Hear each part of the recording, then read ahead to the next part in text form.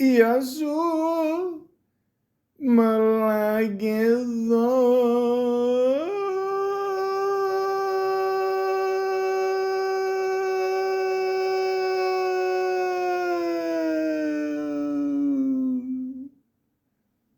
Welcome to the Malaka podcast. Brendan Fraser. This is Dr. Fraser Crane. I'm listening.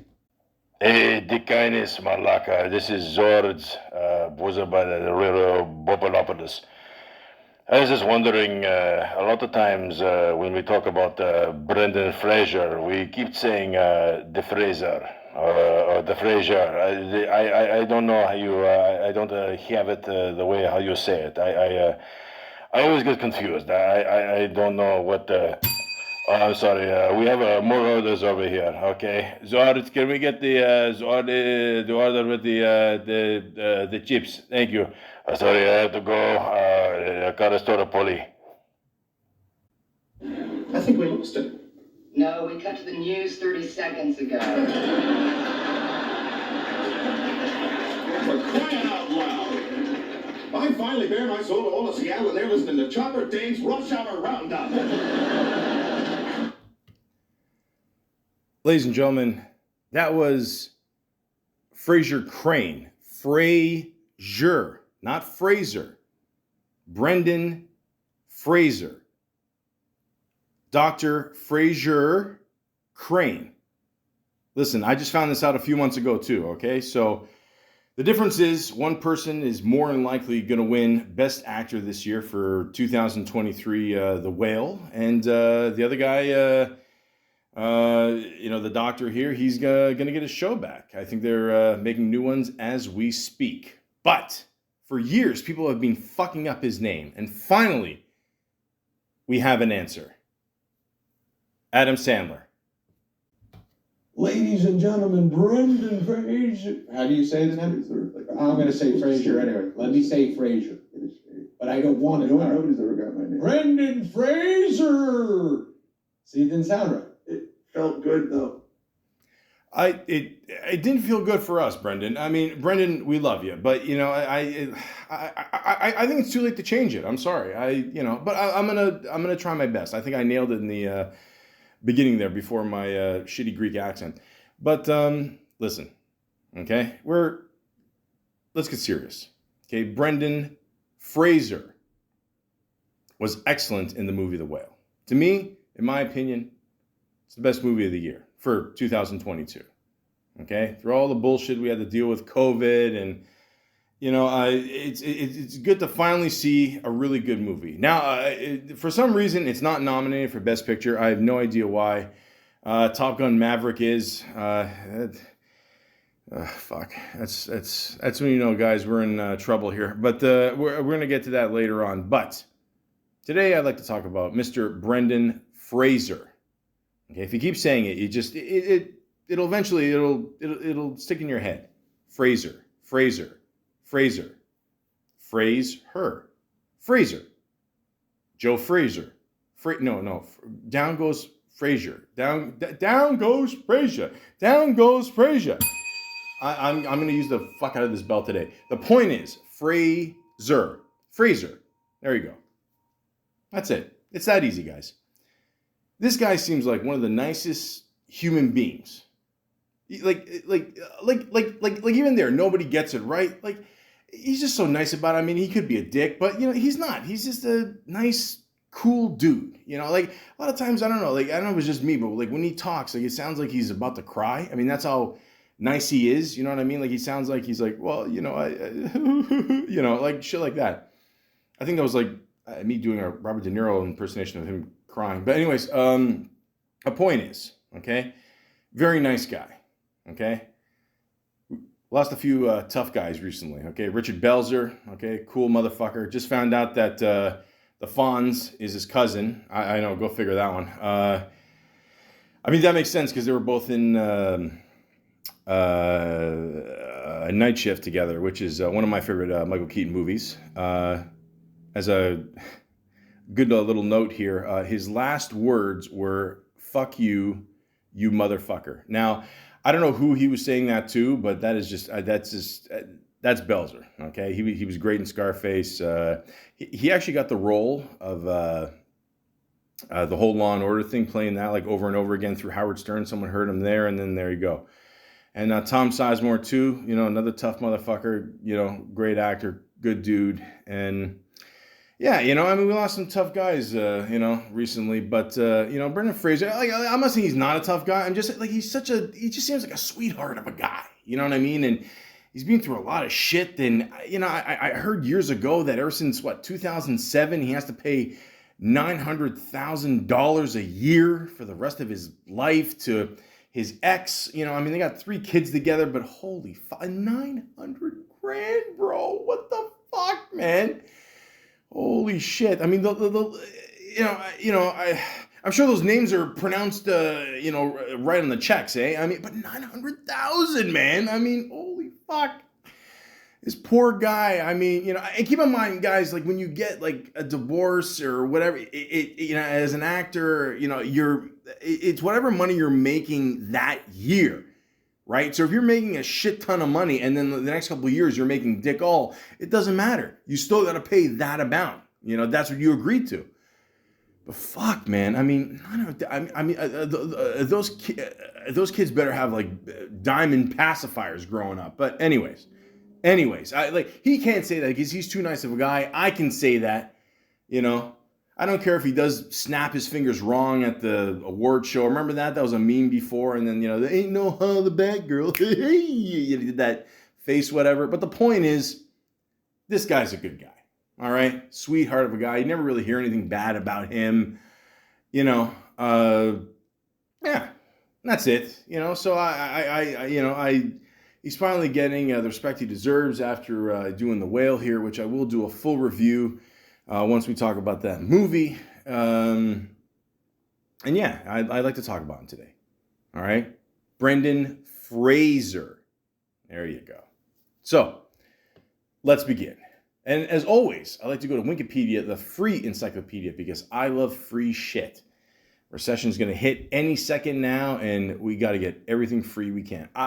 Listen, I've never paid for napkins, straws, ketchup, salt. I'll take anything at a restaurant. The point is, okay, Wikipedia's been good to me, and there you go. Let's begin. Brendan James Fraser, born December 3rd, 1968, is an American-Canadian actor. Canadian? Wait, what? American and Canadian. Oh, guys, listen.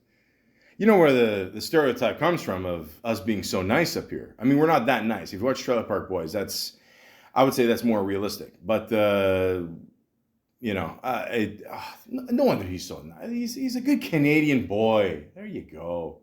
There you go, man. That's it. Look at the picture they put on Wikipedia here. Like he's smart. Like again, he looks so. I've never seen a person look so happy and sad at the same time. Like he literally, like it almost makes you want to cry. Like he looks so happy. Look at him. The Mummy. We'll get into that later. Known for his leading roles in blockbusters, comedies, and dramatic films. Having graduated from the Cornish College of the Arts in 1990, he made his film debut in Dogfight. Fraser had his breakthrough in 1992 with the comedy Encino Man and the drama School Ties. He gained further prominence for his starring role in George of the Jungle and emerged a star playing Rick O'Connell in the Mummy trilogy. He took on dramatic roles in Gods and Monsters, The Quiet American, and Crash, and further fantasy roles in Bedazzled and Journey to the Center of the Earth. Fraser's film work slowed. I just want to say at this point, like a lot of times I am saying, I might be saying it a little bit slower because I'm afraid I'm going to fuck it up. But, you know, I don't know. He looks like he's going to cry already. I don't want to, you know, I don't want to make it worse. That's why. So, you know, God bless this man. But anyways, Fraser, there you go. Slowed from the late 2000s to mid 2010s amid various health problems, personal losses, and fallout from a sexual assault allegedly committed against him in 2003 by Philip Burke. Oh, shit, even I didn't know that. And then president of the Hollywood Foreign Press Association. Jeez. He branched into television with roles in the history miniseries Texas Rising, the Showtime drama The Affair, the FX series Trust, and the HBO Max DC Universe series Doom Patrol. Fraser's film career was revitalized by appearances in major auteur. Is that how you say it? Auteur. You gotta say it classy. Directed films such as Steven Soderbergh's No Sudden Move and Darren Aronofsky's The Whale. His starring role in the latter gained him a Critics' Choice Movie Award, a Screen Actors Guild Award, and a nomination of Golden Globe Award, BAFTA Film Award, and Academy Award for Best Actor, which should be a landslide for him. I mean, if you see this movie, I'm not trying to be biased here because I'm fat, but I honestly feel I've seen, I like to think of myself as a movie buff at this point in my sad life, but I do believe this is the best movie, and I can't believe it's not nominated for Best Picture. I just can't. Again, Top Gun Maverick. I don't know. Jesus. The point is, it should be a shoo-in for him to get Best Actor, for sure, without a doubt. But the whole Golden Globe thing, he's pretty much shunned that out. He doesn't like him. I mean, he literally called the Golden Globes a hood ornament. So, I mean, and I think in the past they treated him like shit before, or something happened, whatever, and yeah, the whole thing there, and listen, I've always said this: awards are bullshit. Who cares? I mean, and look what happened last year's at the Oscars. I mean, Will Smith, that guy's a fucking jerk off. I mean, I don't know, but what are you gonna do? What are you gonna do? I'll tell you what we will do. We will talk about more facts about good old Brendan Fraser. And I found a good little website here called, give him a shout out, 80skids.com. I mean, I was born in 82, so that's it. It fits perfectly. So they got 40 facts on him. So if you have anything to do in the next few hours, just close this now, okay? I'm just trying to please my 3 listeners, all right? That's it. But let's get started. Sir Ian McKellen is his biggest fan. Brendan Fraser may have enjoyed a successful career, but he isn't necessarily considered that serious an actor. After all, the bulk of Fraser's best-known work tends to be pretty goofy, stuff like George of the Jungle. With that said, he's got the support of at least one classic. I usually hear classic. Okay. Accomplished actor Sir Ian McKellen is his biggest fan. Fraser, I know it still sounds. I know, right? It takes time. Don't worry. And the acclaimed Shakespearean actor McKellen worked together on the 1998 drama Gods and Monsters. There you go. You got him backing you up. You're good. No problem. There's more. The film cast McKellen as famed Frankenstein movie director James Whale, with Fraser as his gardener Clayton Boone. I don't know. McKellen received a Best Actor Oscar nomination for his performance, although no such honor was bestowed. Again, that's another word, like when you say it, bestowed. Classy. We keep it classy on the Malaka podcast. There you go. Fraser, even so, the elder British thespian disclosed that he wished he could one day be as good an actor as Fraser. High praise indeed. Shit, he said that, really? Wow. That's pretty good, man. I'm not gonna lie. Obviously, we know him from movies and or McKellen there. X-Men, of course. Killed it in that one. We all know that. But yeah, there you go. It's pretty good praise. He speaks fluent French. There you go. Of course, it's. Well, I was gonna say I'm Canadian, but I don't speak French. I don't know. The only shit I remember is like "Je suis, tu es, il est, elle est, nous sommes, vous êtes, ils ont, elles ont." That shit is just imprinted in my brain. That's the only shit I know. That and poutine, of course. Insert fat joke here. Brendan Fraser shares American and Canadian citizenship, having been born in Indianapolis to Canadian parents. However, to say he's American-Canadian is to barely scratch the surface of the actor's genealogy.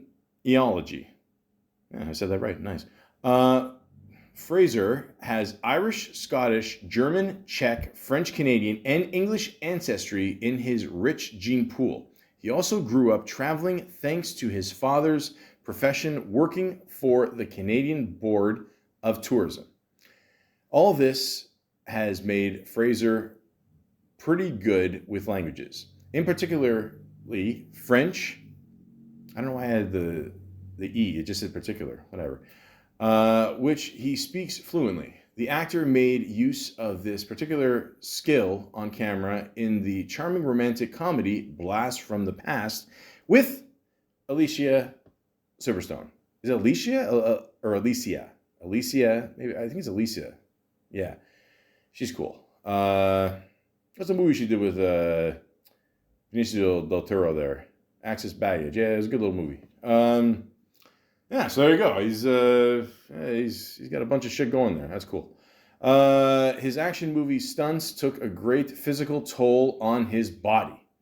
Being an actor might be a job that many secretly want, but that doesn't mean that it's always easy.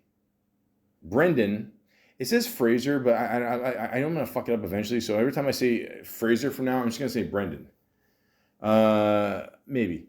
Became known early on in his career. What? Early on in his career. No, they fucked up there. It's okay, I got you. For his strong physique and willingness to take on more physical roles. Unfortunately, the actor's commitment to doing his own stunts in his action movie days caused him serious difficulties down the line. Brendan has had to have knee replacement surgery, a procedure on his vocal cords, and a major spine operation. All of this is because of a strain he strained his body, underwent while he was acting in action movies. Makes sense. And we haven't even gotten to the worst thing that happened to him when he shot his first major action hero role. Listen, I already mentioned the worst thing that happened. He's got to pay $900,000 a year. I don't listen, as a guy, my heart goes out to you, buddy. I mean, but yeah, this is fucking crazy. I mean, this guy went through a lot of shit here. See, I didn't know that because I don't know, for a while, he got a little heavy, and again, I'm not one to judge, but I'm just saying, I mean, because he was like a really fit dude. I mean, but yeah, that's probably why, man. I mean, you can't work out when you have all these surgeries, So there you go. Yeah. He legally died on the set of The Mummy.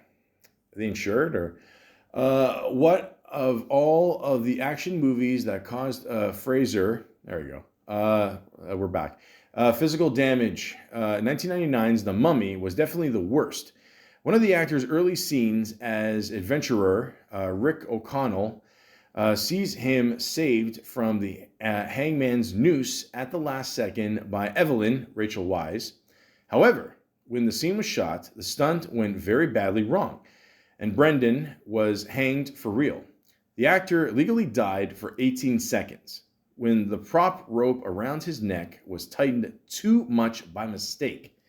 Fraser woke up on the ground shortly after action was shouted and didn't actually know what had happened. Thankfully, the rest of the production went relatively smoothly, but Fraser probably questioned whether he was cursed for real. Well, that's got to be, fuck me, that's pretty crazy. I did hear about this before, yeah, but 18 seconds, I thought it was just like, for a quick whatever. But yeah, man, yeah, it's pretty crazy. Because at first they didn't realize what happened. They decided, method acting. He's really into it. But yeah, man, they gotta have like a safety word or something. Because didn't the same shit happen to Michael J. Fox or something during Back to the Future 3? I don't know. I think he was actually dragged, and I think he passed out at one point too. So another lovable Canadian. I'm just all these beautiful Canadian references today. It's nice. But yeah, that's crazy. He's currently playing Robot Man on TV. That's I mean, who doesn't want? Listen, ever since RoboCop, forget it. I mean, not so much 2 and 3 and that recent one. Oh fuck! First of all, you could tell Samuel Jackson, his scenes. He just did that for the paycheck. That was easy money. But anyways, many people have remarked on the fact that Brendan Fraser is no longer the megastar that he once was. Okay, so clearly this was written years ago, whatever. Just keep up with me. After being a familiar face on the big screen in the 90s and early 2000s, the actor seems to show up on our screens less and less today. However, Fraser has followed in the footsteps of many other hugely famous actors by making the movie to television. And as has become increasingly common in recent years, Fraser has also originated the role of a comic book superhero on screen. Fraser is currently playing Cliff Steele in Doom Patrol, the DC Universe HBO Max TV series based on the DC comic book. Steele is a former NASCAR driver whose body is destroyed in an accident, resulting in him being transformed into Robot Man. Okay, maybe not the most original name, but I mean, it's not a bad series. I'm going to get into that in a little bit. But there you go. He's a divorced father of 3. Oh, God. We got to... Oh, okay. Well, we'll just, we... You know what? Fuck it. I'm not going to read this one. It's just too sad. Okay? You guys can do your own research on this. I already told you the sad story here, what he's got to go through. This is bullshit. I'm not doing this again. He almost played Superman. Thanks to TV's Doom Patrol, Brendan, has finally been given a superhero role to sink his teeth into. However, this was by no means the first time Fraser had the chance to portray such a character. In fact, he was at one point under consideration to play arguably the most iconic superhero of them all, Superman. Fraser auditioned for the title role in Superman, Flyby, an ambitious reboot that was in development from writer J.J. Abrams and director Brett Ratner, in the early 2000s. Fraser was a serious contender for the part, along with an upcoming British actor named Henry Cavill. Cavill? Yeah. Who would ultimately land the role with 2013's Man of Steel. However, Superman Flyby failed to get off the ground, no shit, and was eventually scrapped in favor of Bryan Singer's Superman's Returns, which cast Brandon Routh in the lead. What are you gonna do? Okay, so I don't know. People say that Superman's cursed. I don't know. Maybe he avoided that one. I don't know. Couldn't avoid the mummy curse, but hey, whatever. He was the first American-born actor to get a star on the Canadian Walk of Fame. There you go. Yeah. I mean, this is pretty straightforward. You got it on the, it's in Toronto. Shares it with, was it Bryan Adams, of course. Cuts like a knife, but it feels all right. Dan Aykroyd, you're a god, buddy. Ghostbusters, I love you. Ryan Reynolds, you're a cool motherfucker. That's it. It's our little, Walk of Fame there. I love it. That's awesome. He describes himself as a very boring person. I mean, this, is he though? I mean, I don't know. He seems a lot of bad. Like, it's weird how like people consider themselves boring, but then a lot of interesting shit happens to them. You know what I mean? So maybe that's the case. But he says here, I'm very boring. People don't like me. They like the movies. Me personally, yawn. You do a movie, Hollywood loves you for a while. They love you, they love you, they love you until, they love someone else now. For the most part, Fraser's life has remained out of the gossip columns over the years, but as well, he's still been through some huge personal struggles. 900,000 a year since 2007. I don't give a shit. I'm going to keep repeating that. I don't care. 3 kids. I get it. I mean, today's society, inflation, all that. I mean, but 900.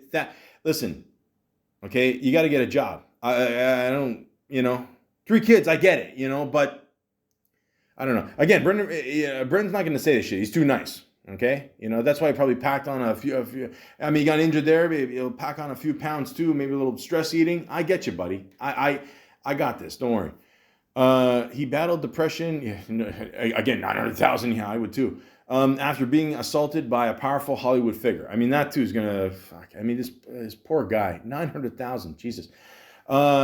In 2018, fans of Fraser were heartbroken when the actor explained at length why his career had declined over the previous decade. In an interview with GQ, Fraser revealed that he had been incidentally assaulted, innocently. This is why I'm not an actor. Assaulted by a powerful film industry figure. Fraser told his wife and his agent about the incident, but was afraid to discuss the matter publicly for fear that it would hurt his career. The man Fraser accused did not face any repercussions, but Fraser saw his career opportunities dwindling and came to suspect he had been blacklisted. This trauma saw the actor descend into a deep depression, which, combined with his physical problems and the collapse of his marriage, took its toll on his ability to work. 900,000. Fraser only went public regarding his assault after being inspired by the Me Too movement, as many women in Hollywood revealed similar abuse they had suffered. Listen, it happens to everybody, men, women, it doesn't matter. Look at the I forgot his name. Fuck. Give me a sec here. He's in those Old Spice commercials. Terry Crews, there you go.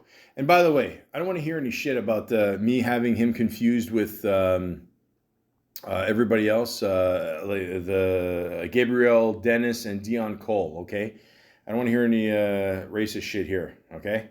He was actually in those commercials, I remember. Terry Crews, please don't kick my ass for forgetting your name, please. That guy wakes up and he works out and like he doesn't eat for the first 10, 11 hours he's up. I mean, I fucking die like 5 times over. The point is, he had a similar story too. He said some executive or whatever, he's auditioning for a job. So and he got sexually harassed too. And I get it. Like, you're a guy, you don't want to admit like, hey, some guy touched me, whatever. You want to, maybe you'll lose your masculinity or whatever. But listen, it's 2023. We shouldn't be afraid to speak out. And yeah, I feel bad for any actor that's, had to go through this shit. And yeah, it's fucked up. I mean, and that's the thing, man, it's good that we expose these motherfuckers, Weinstein there just got more on this sentence. Good. And this fucking guy, he has the balls to show up at the court with a crutch thing. Shut up. There's nothing wrong with you looking for fucking sympathy. Fuck off. Fucking Shrek motherfucker. The point is, it sucks that anybody has to go through this. And then on top of that, it's going to affect his work. He's not going to get jobs because of it. And That's fucking bullshit, man. I mean, really, it's fucking crazy. Yeah, but I'm glad he's definitely doing better now for sure.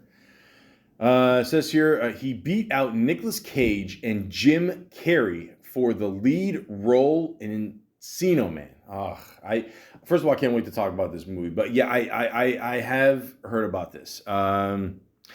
It's true. I mean, before he was considered, these two actors, keep in mind this is early '90s, and yeah, I mean, Cage is doing a little thing there. Carey wasn't. It wasn't quite 1994 yet. It was. Still kind of living color days and all that. And yeah, these two guys were. I often wonder, like who would make, like, if you had to pick one of the two. I mean, Jim Carrey, I could see doing it. Nicolas Cage, yeah, I could. I don't know. Yeah, like him busting out of the ice sculpture there. I didn't get the role in Encino Man, but ironically, years later, I will spend a shit ton of money on dinosaur heads. Guys, please, I'm trying to do this awesome impersonation here, and then all I see is, I don't know, sometimes you read an article and then there's like ads and a video around the side here. Yeah, that's a video of De La Soul here. Rest in peace to True Goy the Dove. I always loved De La Soul, just as a little side thing there. Tribe Called Quest. I mean, like all these, they're kind of like the black hippies of hip hop. I mean, they're that great style, all that. I mean, it was sad to see him go. Honestly, it was really good. And I always wanted to say this: De La Soul, Ooh, featuring Redman. Love that song. One of my favorite hip hop videos of all time. If you ever got the chance, check it out. Of course, got to go to YouTube, as we all do. But rest in peace to him for sure. But yeah, I mean, it's crazy. I mean, you never know about this business. I mean, who's going to get a role or whatever. But I'm pretty sure everything worked out for all three actors. Like I said, 1994, Jim Carrey. What a year. But anyways, he made $30 million from the Mummy movies. There you go. See, things worked out exactly. When Brendan Fraser landed the role of Rick O'Connell in The Mummy, it was a big turning point for his career. The actor was 31 by the time the film hit screens and had never headlined such a big budget blockbuster before. The Mummy also landed Fraser with his biggest payday ever up to that point, $4 million. The film was a hit, earning upwards of $416 million worldwide. So when it came time for a sequel, Brendan was able to demand a higher salary. No fucking shit. Okay, so let's just do some quick math here. Okay, so he got 30,900,000 since 2007. So you got 10, 2010 to 20. That's 10 years. Then you got another 3. Then you had another 3. So that's 16 years. So 16 times 900. Shit, that's man, that's a shit ton of money. I mean, that's like, fuck me, man. It's like half. I mean, I don't know. Was she getting choked by the rope? I mean, like, was she fighting the Mummy and the Rock and the stupid digital effect there? Holy fuck. I mean, yeah, we'll get to that later. But the point is, I mean, fuck. Oh, there's more. 2001's The Mummy Returns earned Fraser $12 million and proved an even bigger hit than the first film, earning $435 million. Finally, 2008's The Mummy Tomb of the Dragon Emperor earned Fraser $14 million. And although it's often considered a flop, the third film in the series still made a more than respectable $403.4 million. There you go. But again, half, man. Fucking half. Half, man. I got to do a podcast about marriage. I got to, I mean, say what you want about 50 Cent. I like the guy. And I remember one time he was being interviewed, and they asked him, "Oh, you ever gonna get married one day?" And he goes, like he said something like, "I don't know, marriage. That doesn't seem like a good investment." And like 15 mil. Fuck. Okay. I don't know. I don't know. I think the kids better be wearing like diamonds or something, or like a chain that says the Mummy. It just something. Fuck.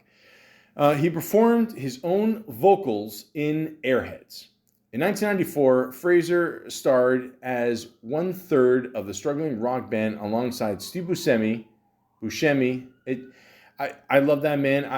That's another last name I can't say, but we'll figure that another time.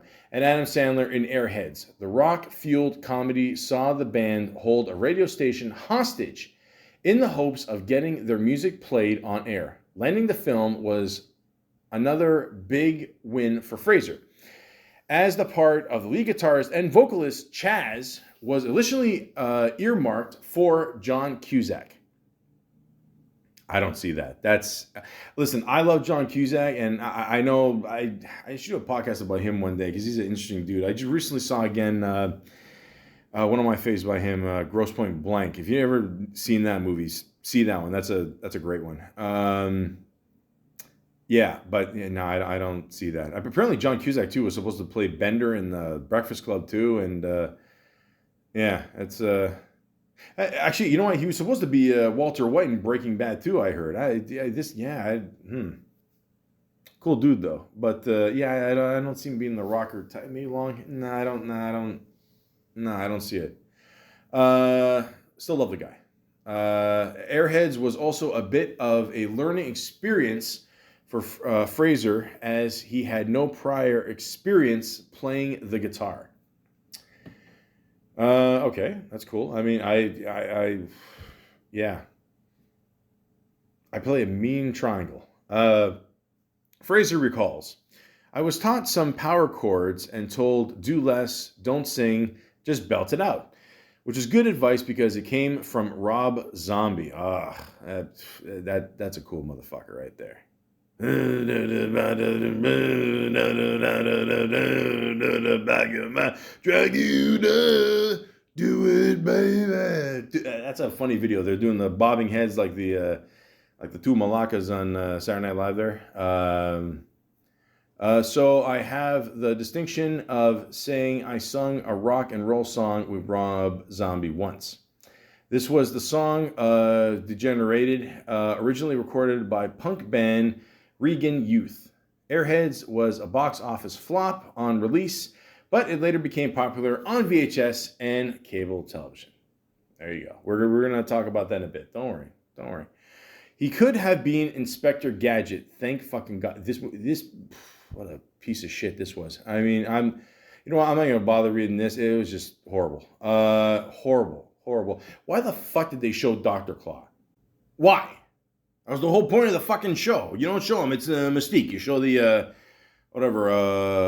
robot arm, and I'll get you next time, Gadget. Next time. That's it, man. That's all we fucking needed. You stupid fuck. All right. What else we got here? And then they picked the guy here. I mean, he was a tall guy, this short guy. Forget it.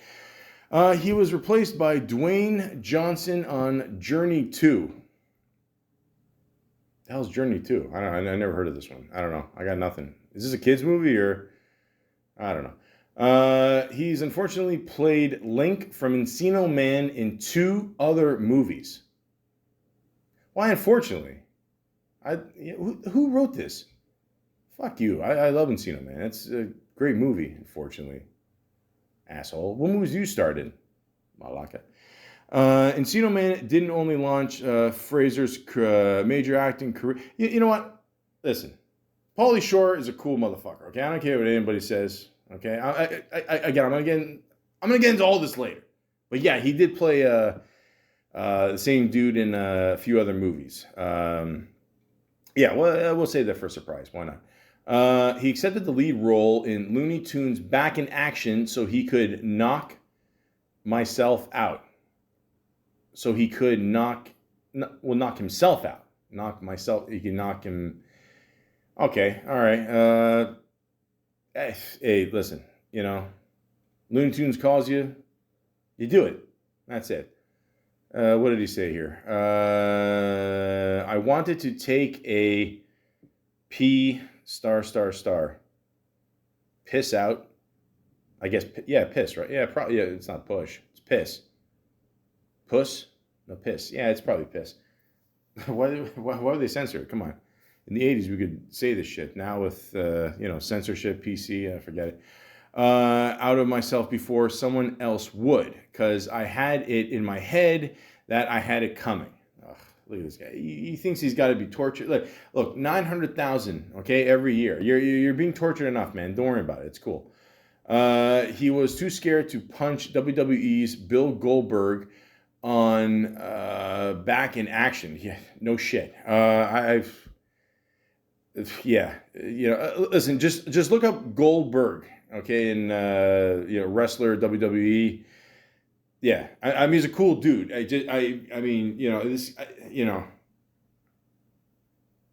He's got to be the biggest Jewish man in history, right? I mean, there's no, it's not even close, right? I mean, come on. He now stars in Bollywood movies. Really? All right, okay, well, hey, I saw Sylvester Stallone in a Bollywood movie too. He was only in it for 5 minutes, but it's quick paychecks, I guess. I don't know, what are you gonna do?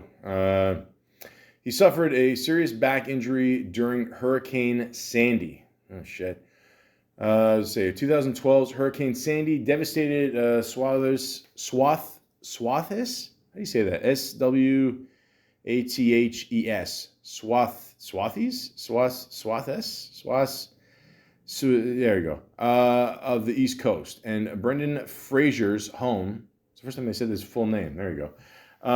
Home in Connecticut was one of the properties left ruined. When a large tree fell on his roof, Fraser immediately started to clear the debris and salvage his home. A source close to Fraser recalled, Brendan grabbed his chainsaw and tried to cut the fallen tree free.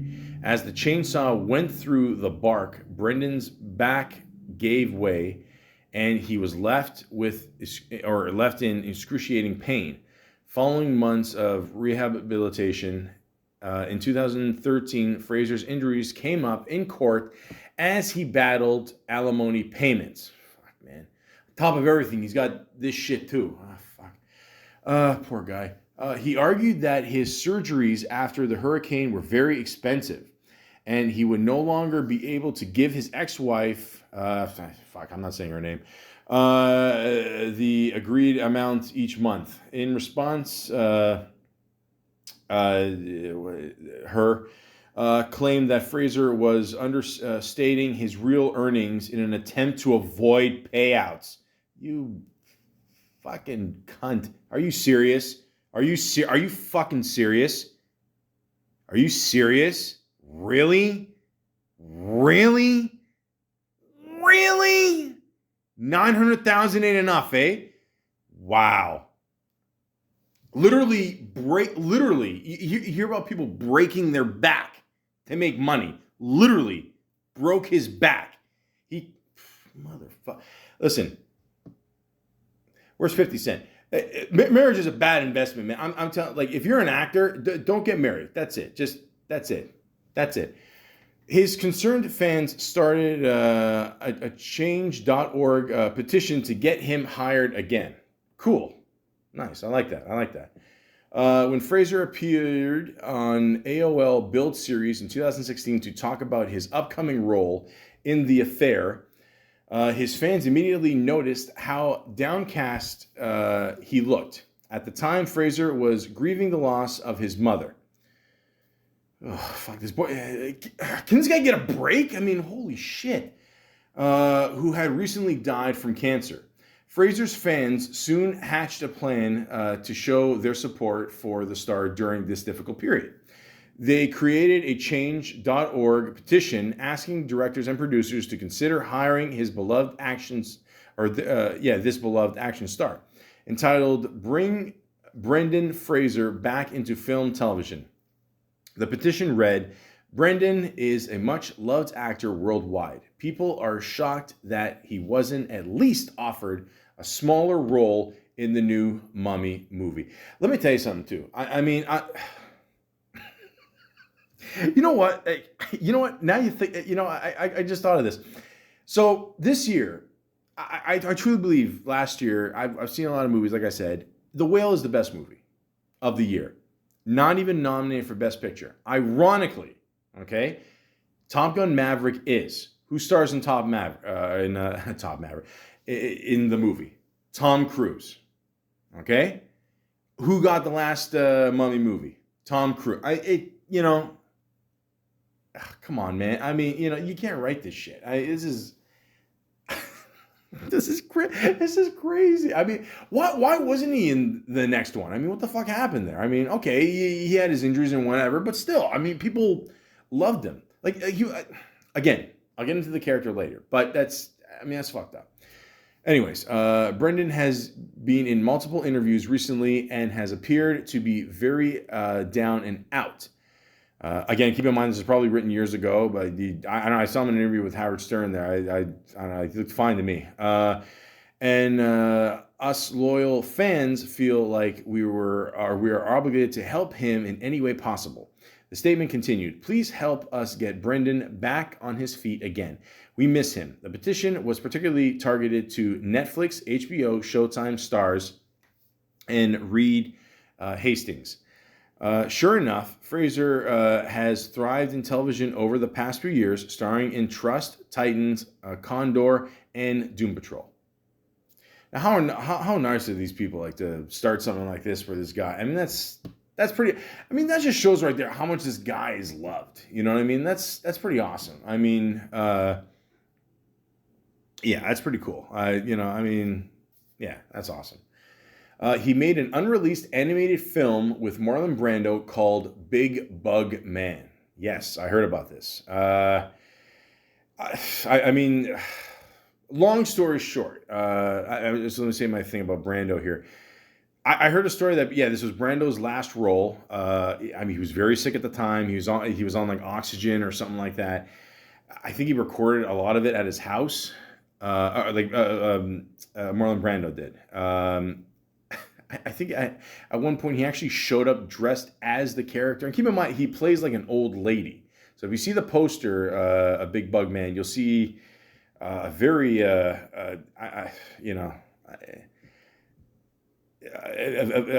woman in very much need of a facelift. At the bottom there, that's the character he played. So he actually showed up dressed up as that character in real life. I don't know, maybe just for laughs and shit. But again, I will talk about Brando one day. Absolutely one of my favorite actors of all time. But yeah, it says here, among Brendan Fraser's strangest projects was Big Bug Man, as yet unreleased movie that happened to involve Marlon Brando's last ever performance.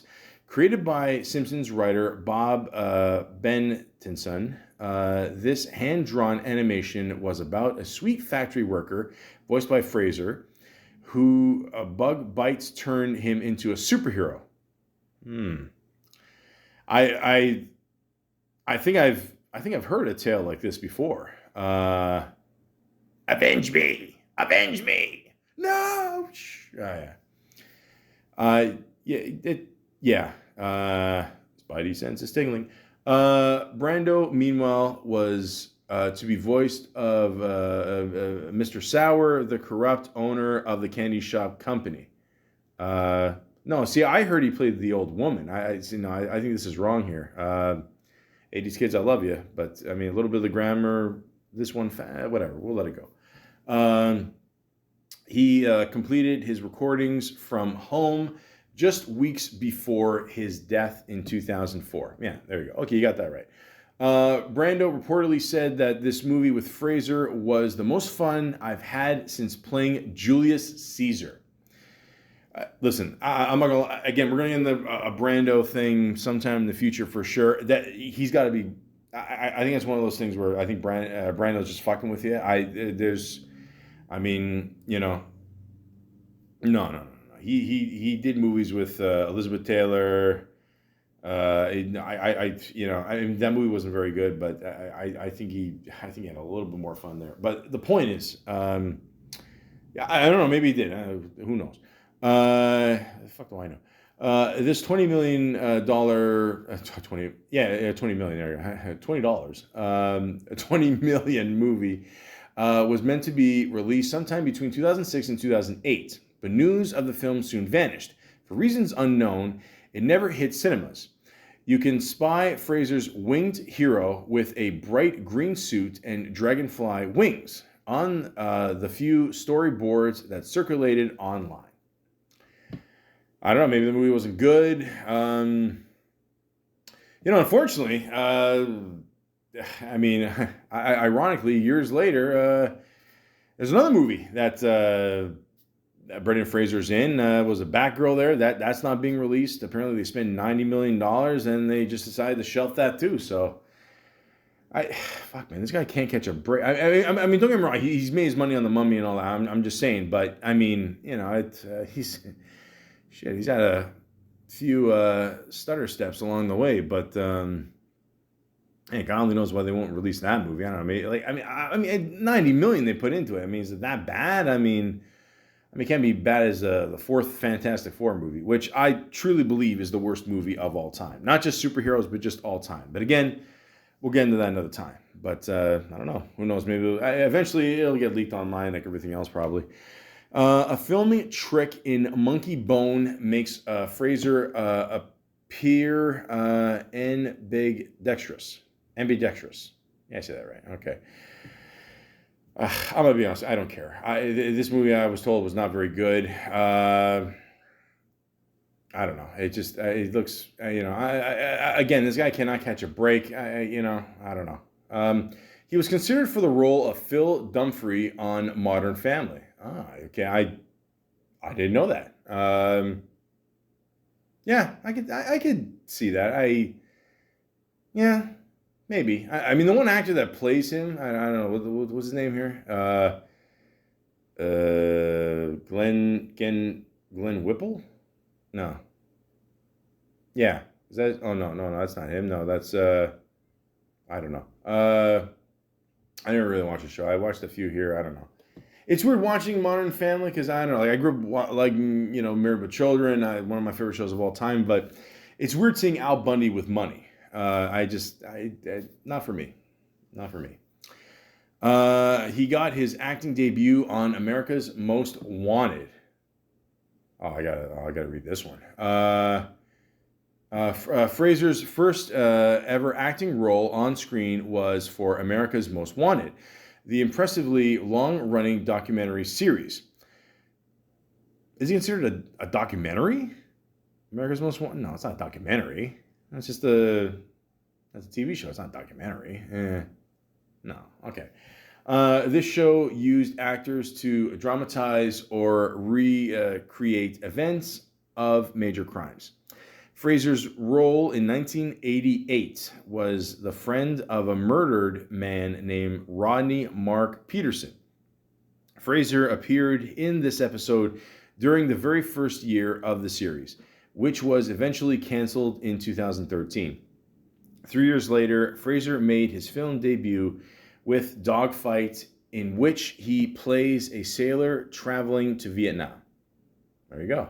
A lot of actors start off doing roles like this. I mentioned the Unsolved Mysteries. I think one of the first things that Matthew McConaughey did was this really crazy and really even for Unsolved Mysteries, it was pretty graphic for the time to show this on TV, like a reenactment of a person being murdered. Yeah, it's pretty crazy. You got the chance, check it out. I forgot the name of the episode, but yeah. Then I heard even before that he did like an instructional video for Pure Later, or I don't know, some kind of company. I don't know. But yeah, hey, look, paycheck's a paycheck. He had to drink a special concoction every 2 hours in order to stay hydrated while making The Mummy. Yeah, I heard like certain conditions. I mean, while making this movie, I mean, it would be like over 100 degrees. I mean, it was crazy. I mean, they're in the desert, forget it. But yeah, what does it say here? Over a 17-week film period, the cast and crew traveled between Marrakech, Ketch, all right, the Sahara Desert, there we go, and London. Okay, 2 out of 3 ain't bad. To create the iconic movie. Despite the director's best efforts, the film couldn't be made in Egypt due to political instability there in the late 90s. While filming the desert scenes, the group reportedly faced sandstorms every day, not mentioned snakes, scorpions, and spiders. Fuck that shit. Several crew members were airlifted from the set after suffering potentially lethal insect bites and stings. The medical team, meanwhile, mixed a specially hydrated concoction to help the cast stay well in the sweltered temperatures. They insisted that Fraser and his fellow stars drink this mixture every 2 hours while on set. There you go. There you go. You got to do what you got to do. That's it. You know, you're in the desert, you're hydrated, you know, that's it. That's it. And it says here, he's also the youngest of 4 brothers. Fraser spent his globe-trotting childhood with his 3 older brothers, Kevin, Regan, and Sean. In the U.S. alone, the family lived in Indianapolis, Seattle. Oh, now, guys, I swear to God, I did not plan this. How funny is that? So you got Fraser Crane set in Seattle. That's funny. Come on, that's funny, right? Come on. And the town of Eureka, you got to say it like that, in California, before Brendan settled on Seattle's Cornish College of the Arts for university. Afterwards, Fraser considered moving to Texas to study for a master's in the fine arts at Southern Methodist University.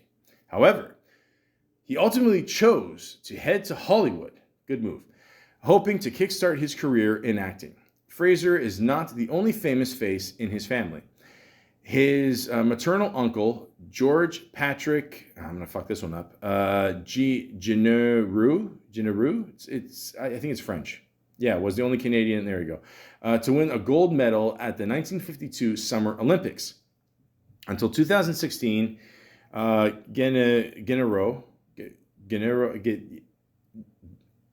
held the record as Canada's youngest ever Olympic champion, aged only 17 when he took the gold for trap shooting.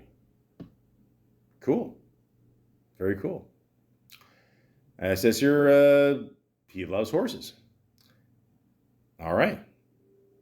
I think horses are a very weird looking animal. I don't trust them. I'll get into that in another podcast. One particular scene in George of the Jungle went over well with Brendan Fraser's many admirers, women especially. The scene sees George playfully running around with a horse, while a group of women watch and swoon. Swoon? Swoon. All right. The affection we see between Fraser and the animal is not all down to him being in character either. Today, Fraser lives on a farm in Bedford, New York. They have farms in New York, really? Okay. I guess they have farms there. I don't know. I always think the majors. Yeah, obviously it's outside the city. Duh, you dummy. Where he does indeed keep horses. All right, that's cool. That's cool. What does it say? He says he's quoted, there's something good that happens between the two of them, his son and the horse. And even if he doesn't ride him, just give him a brush. The horse loves it. The repetitive motion that kids on the spectrum have that they love. And it just works, you know? You have to find those tools, strategies. If I ride too, I just feel better. I just feel better. All right. That's good. I still don't trust him. I don't know. I mean, I don't know. Like, fuck yeah. You know what? Here's more irony. All right, and maybe I'm really, diving too much into this, but he was considered to play Superman. Who was the best Superman? Christopher Reeves. What happened to him with the horse? I'm. See, there you go. Even my computer agrees with me. I don't know. My computer makes all these sounds. I don't know what it means. The point is, I'm just saying that's pretty crazy. But I just don't trust horses, man. No.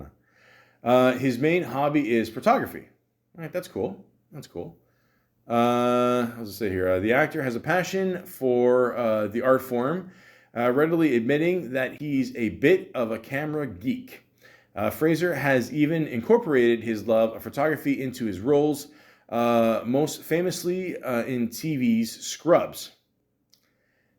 I'll be honest with you, I never got into Scrubs. Like, I know people that love this show. I don't mind the people involved. They're cool, but I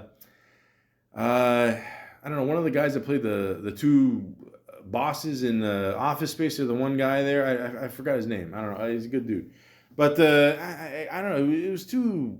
I don't know. I watched a bit of it. It's almost like they're trying to act like the Three Stooges. I don't. No. That horses. No. During his run on the sitcom, Fraser's character spent almost every second he was on screen with a camera around his neck. You can even view Fraser's work as a photographer for yourself on his charmingly retro-looking website. All right.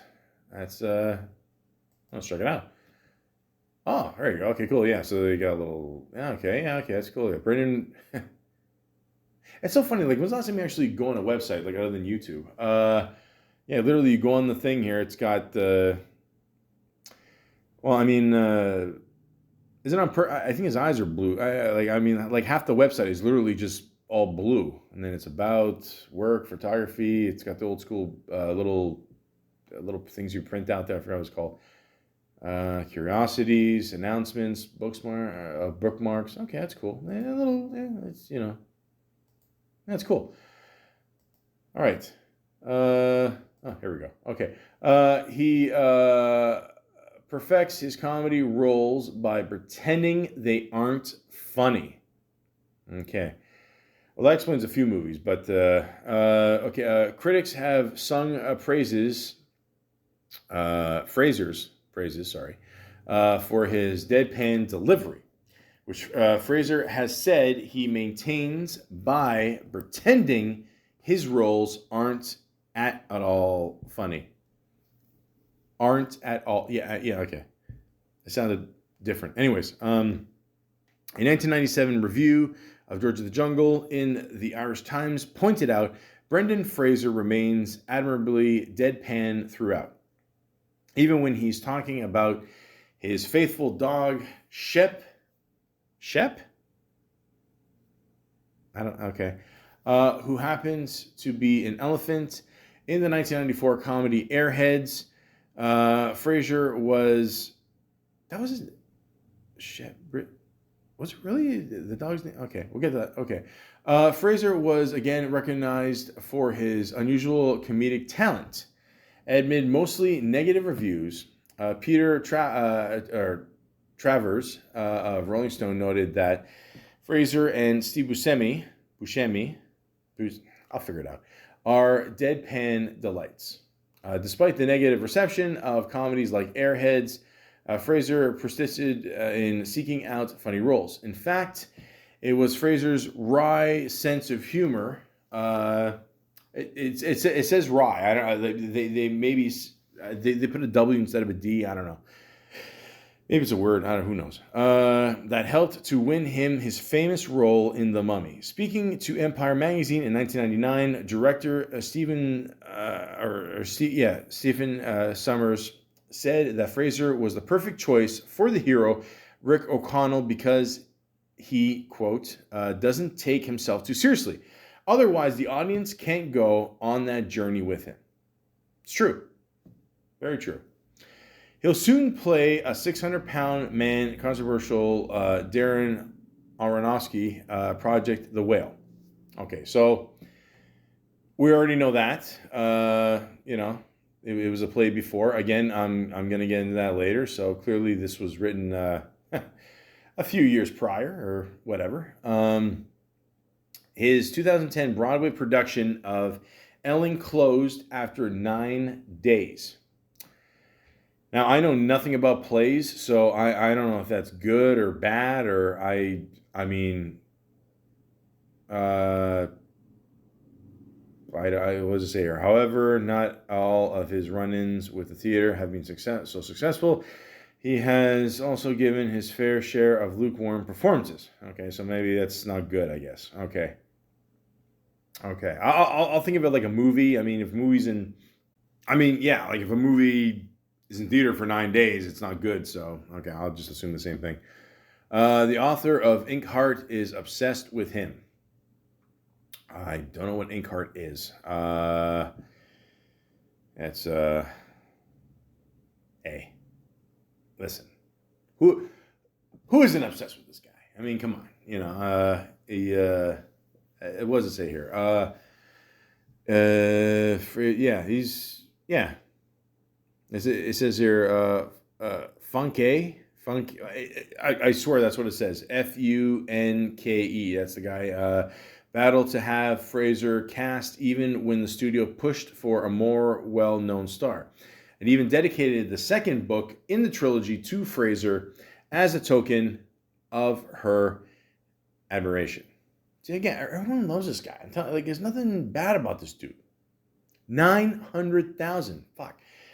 Trevor's screams at being burned in Journey to the Center of the Earth are Fraser's actual screams. Again, this fucking guy, he's probably got burnt here too. Gee, what has this guy faced? I mean, really, come on. Ugh, mud on. He was mugged while shooting professionals in Johannesburg. It shows a picture of the guy from Smallville. Again, another Superman reference. You see how everything's just connected? It just works out. This guy gets robbed too. Holy fuck! What does it say here?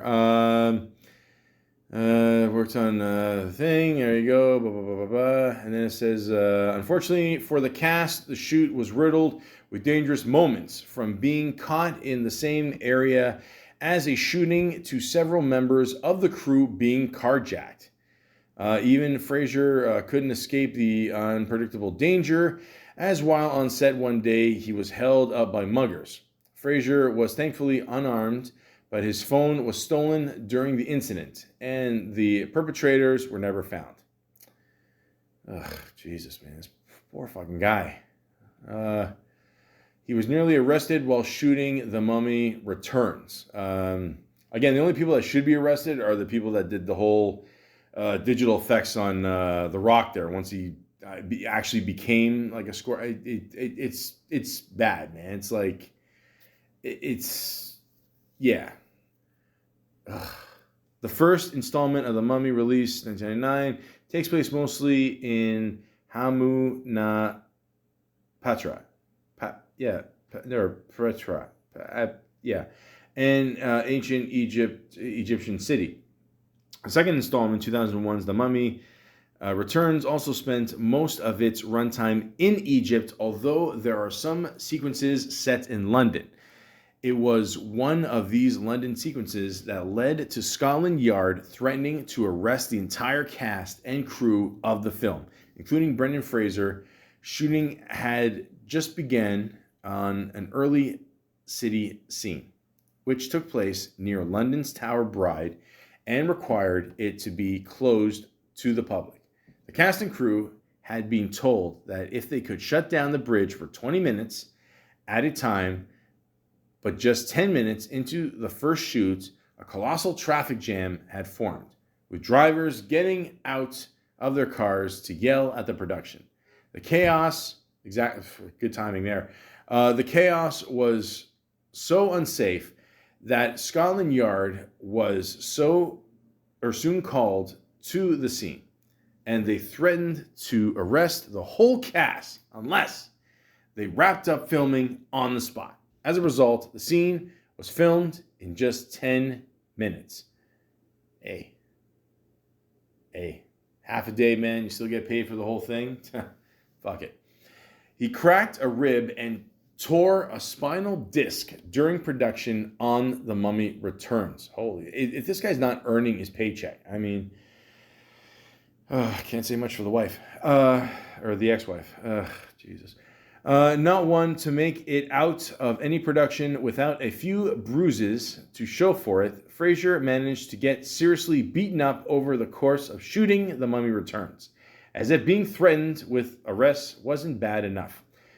Fraser also tore a spinal disc, cracked a rib, and injured his knees during the production. Fraser was not the only actor to suffer on the set of The Mummy Returns either, as Dwayne "The Rock" Johnson also had his fair share of mishaps. Johnson suffered sunstroke thanks to the long outdoor shooting days, and also managed to get food poisoning at the same time.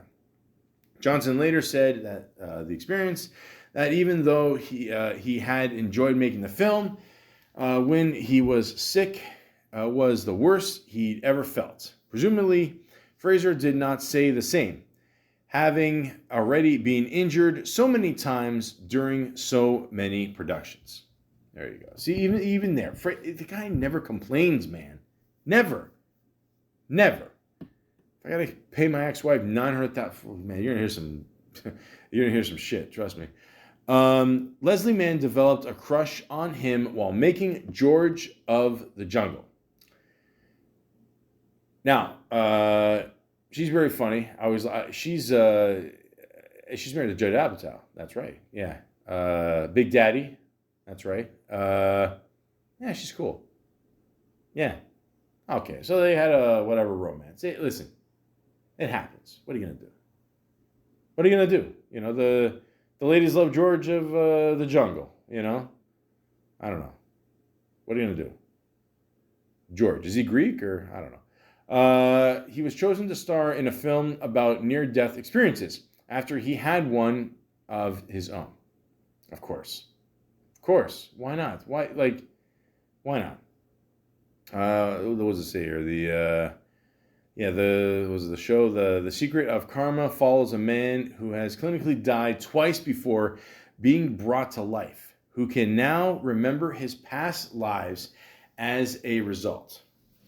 As we've already discussed, Fraser really did legally die on the set of The Mummy before being brought swiftly back by on-set paramedics.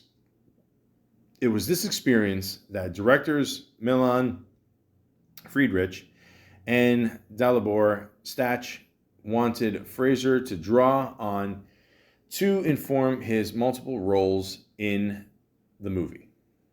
There you go. Why not? Tell your story, man. That's it. Just put it out there. Make some money. And lastly, he donated his entire salary from Gimme Shelter to charity. Just when you think this guy couldn't get any nicer. I mean, $900,000 a year. For 16 years, man. Ugh, good Lord. Please go on this man's website. Just go on there once for a few things, whatever, get some, I don't know, likes or whatever they call it. Just, help the guy out.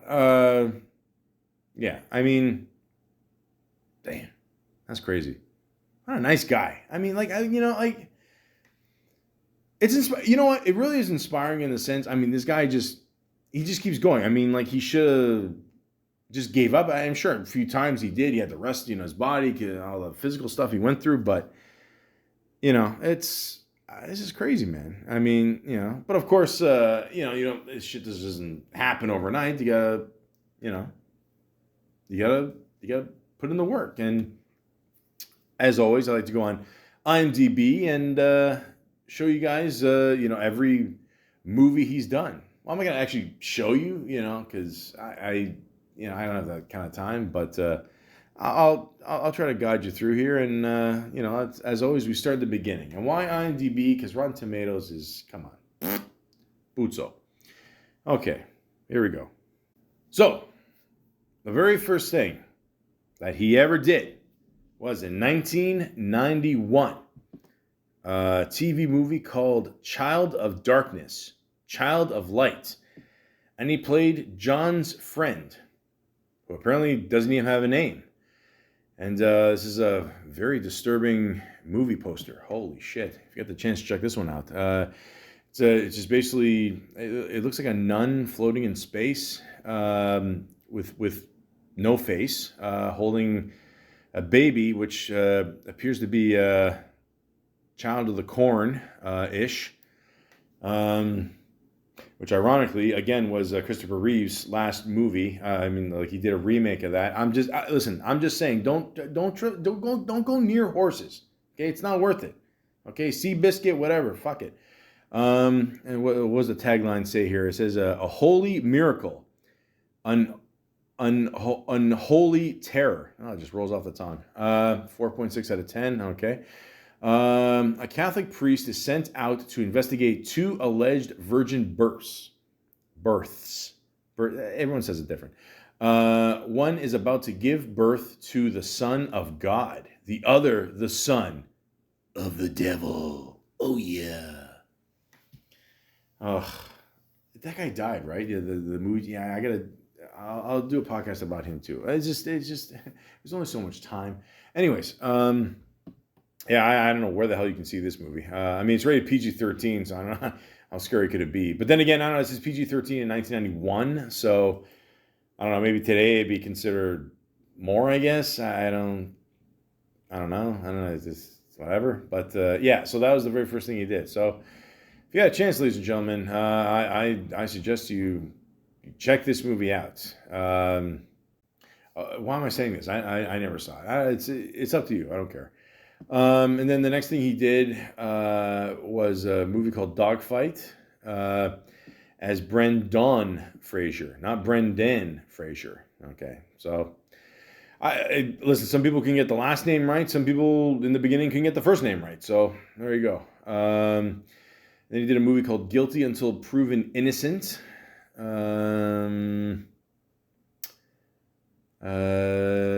You get to work with Martin Sheen. Yeah, cool. I never saw this one. Not the best rating, but yeah. All right. Then he did a TV movie, My Old School. Yeah, it literally doesn't even have a picture. All right. So you know what? You start off where worst case scenario out of the 4, you get to work with Martin Sheen. That's fucking awesome. So cool dude. I don't know. I heard something about his son. I don't know. He had a TV show or something. He was getting $2 million, and I don't know. It didn't work out or whatever. But the point is, yeah, it's you gotta do what you gotta do. Get a paycheck. But in 1992, okay, which was listen, I'm a kid of the 90s. Okay, so we're dealing with a lot of like prehistoric stuff for some reason. I don't know why. Dinosaurs. So in this case, they decided to make a movie called Encino Man. And I'm not gonna lie to you guys, this is no bullshit. I joke around a lot, as you can tell, but I fucking love this movie. I love it. I listen, Pauly Shore. Okay, you can say what you want about him. Okay, but this one and what was it, Son-in-Law? Good movies. Okay, So like I said before, Jim Carrey, Nicolas Cage were considered for the role. They didn't get it, and Fraser got it. He got it. So the tagline says, "Where the Stone Age meets the Rock Age." Awesome. And it says here, when they find a frozen caveman in their backyard, 2 high school outcasts thaw him and introduce him to modern life, while he in turn gets them to actually enjoy life. I love it. I love it. Ladies and gentlemen, like, again, I'm not bullshitting. I fucking love this movie. Okay, I'm gonna watch this shit tonight. I don't give a fuck. Actually, you know what? The snowstorm was yesterday. You know what? Fuck, that's what I'm gonna do. I'm gonna finish this podcast. I'm gonna shower. Maybe I'll shave. I don't know. Let's see what happens. I'll live dangerous, and I'm gonna go out tonight. It doesn't look like it's gonna snow. Maybe I just jinxed it. I don't know. But the point is, and then afterwards, I'm gonna go home and watch this shit again. You got Sean Astin and Pauly Shore as the two guys, okay, playing Dave Morgan and Stony Brown. Stony Brown, fucking awesome name, by the way. Pauly, I love you, man. Your mother was awesome running the Comedy Store in L.A. God bless her, great woman. Gave a lot of comedians their start. So props to Pauly Shore on that one, and his mom for sure. Mitzi Shore, rest in peace. But Sean Astin, I mean, a lot of people know him. Probably for two things, either Rudy or I don't know. What's the movie about the two guys that were I don't know. They were in love with each other. What's in it? I don't know. They're trying to find a ring. Brokeback Mountain. No, I'm kidding. Lord of the Rings. Okay, so we all know him. But I mean, Brendan Fraser plays Link. Okay, because hence the missing link. Okay. I thought he was great in this. I do find it funny that they did do the one joke about him like hitting the rake and then it hits him in the head. I thought that was pretty funny. I think years later maybe at the same time. Who did it first, them or The Simpsons? I don't know. But either way, this movie's fucking awesome. I don't give a shit. You got Megan Ward, who I'm not trying to remember, what else did she do? I don't know. Did she do a lot after this? I don't know. She's cute though. Robin Tunney, she's awesome. Awesome. End of Days, good movie. Michael DeLuise. What's funny about this dude is that he was one of the guys in Wayne's World, part of the group there. But then the second one, he wasn't in it. And I don't know what happened there. But yeah. And here's something funny too. Is the one guy who plays one of the nerds there, the Ki Hugh Kwan. He's nominated this year for a movie, and so you got him nominated. You got Brendan Fraser nominated. Okay, how funny is that? I mean, years ago, these guys just made a movie. He shows up in this one, he shows up in that, and then years later, they're both nominated for Oscars. You know what I mean? Like that's crazy. I mean, that's so crazy. This business is. You know what I mean? Like you just never know what's going to happen.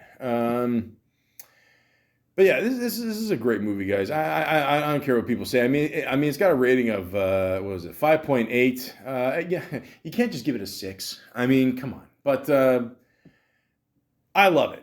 I don't give a shit. I think it's funny the whole scene where they try to clean him up afterwards. I'm too sexy for my love, too sexy for my love's gone. So.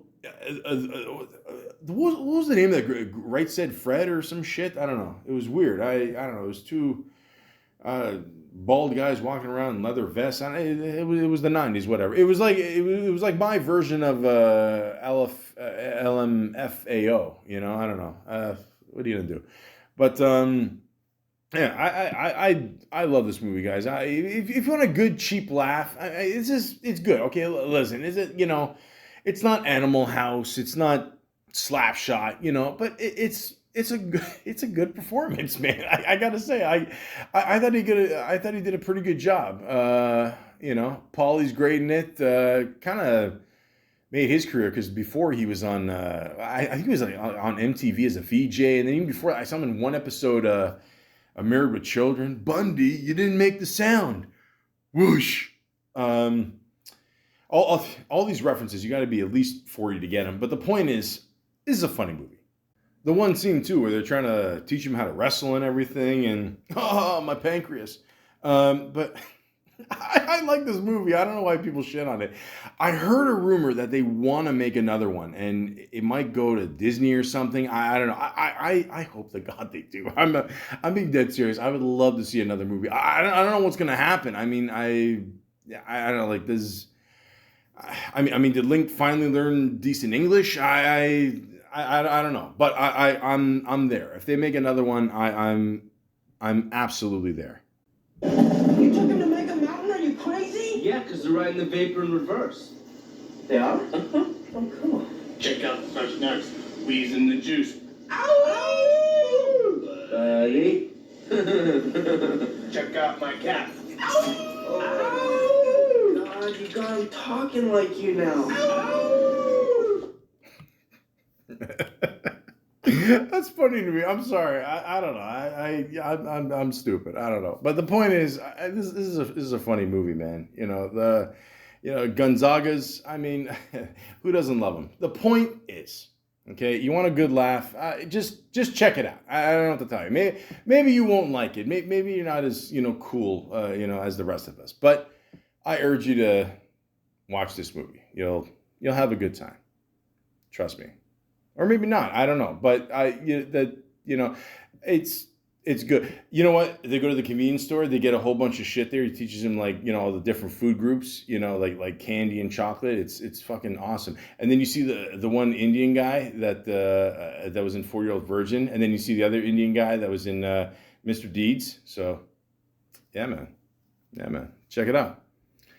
And then same year, he came up with he completely did a 180 here and did a completely more serious movie called School Ties. Now, I just saw this movie for the first time like maybe a few months ago because I heard a lot of good things about it, and I figured, you know what, let's check it out. And what's crazy is one of the writers is Dick Wolf. Now, I'm pretty sure at this point we all know who Dick Wolf is, but yeah, it says here in 1959, a star quarterback from a working class family is given an opportunity to attend an elite New England preparatory, school, but he is conflicted about whether or not to tell his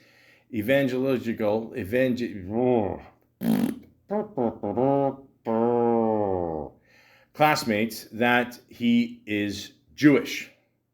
Okay, so way more serious than Encino Man. It's not even close. But check out the cast in this movie. Okay, this is like pretty crazy. Obviously got Brendan Fraser, Matt Damon.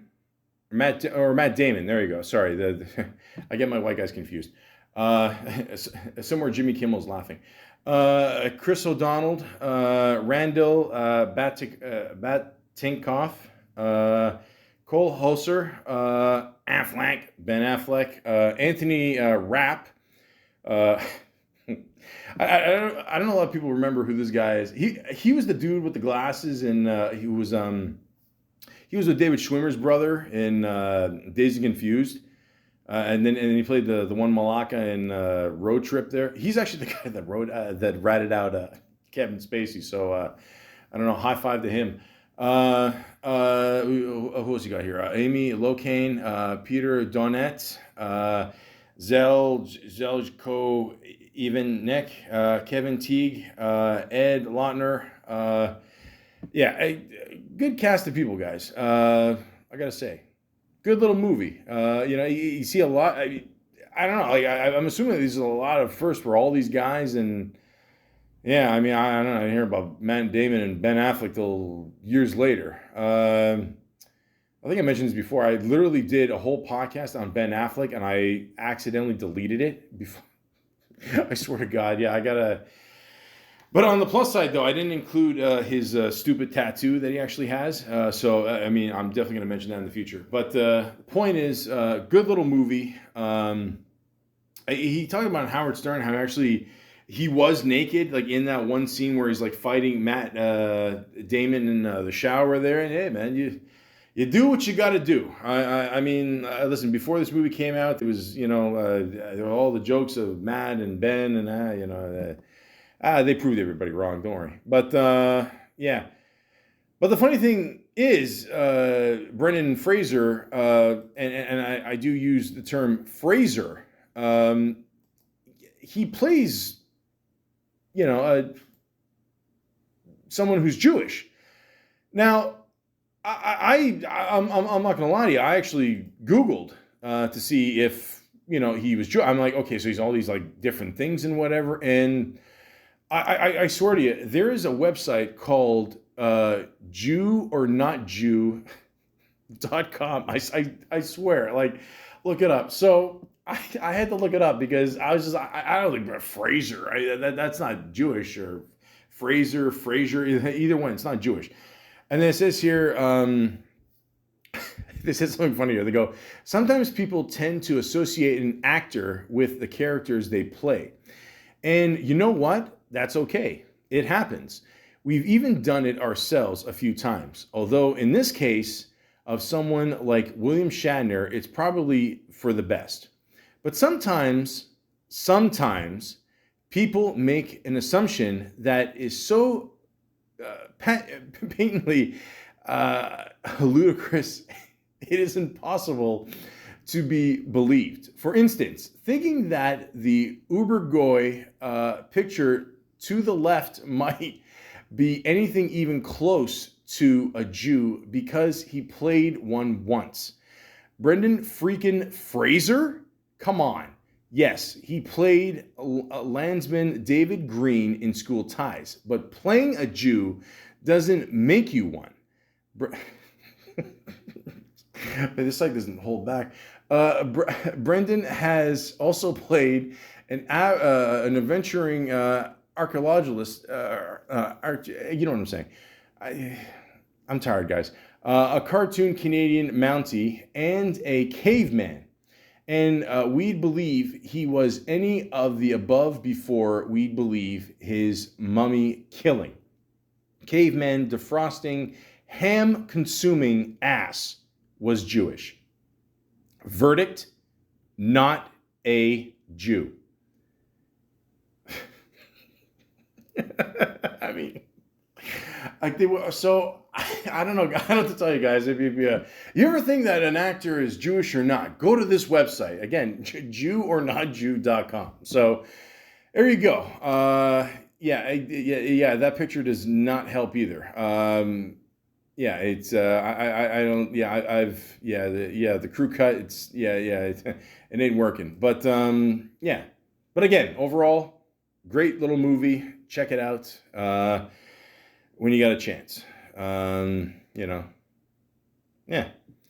And he did a movie called $20. I never heard of that one. Younger and Younger. Yeah, I don't know this one either. Yeah. And then, so then he was in Son-in-Law. Okay, another Pauly Shore classic.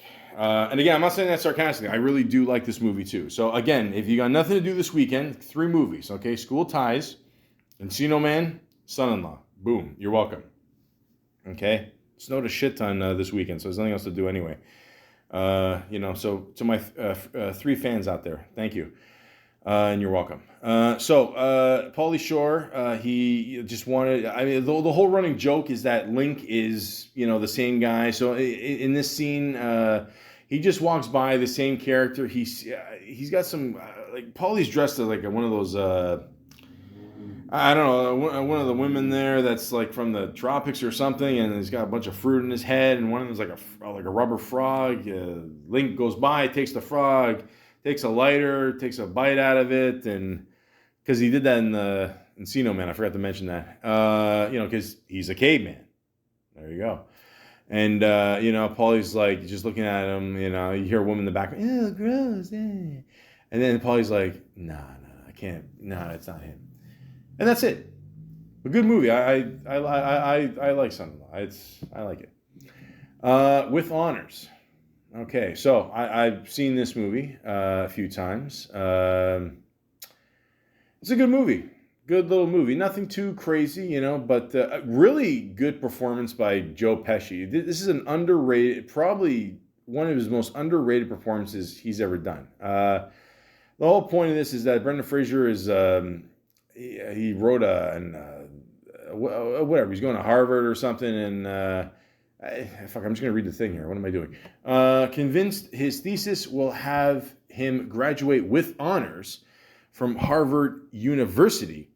A stuffy student finds himself at the mercy of a homeless man's demands.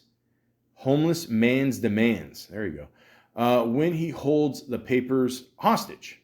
Yeah, so they got a good little bond going, and he gives him place to live, shelter, and all that. And, of course, Joe Pesci's, teaching him some cool shit on the way,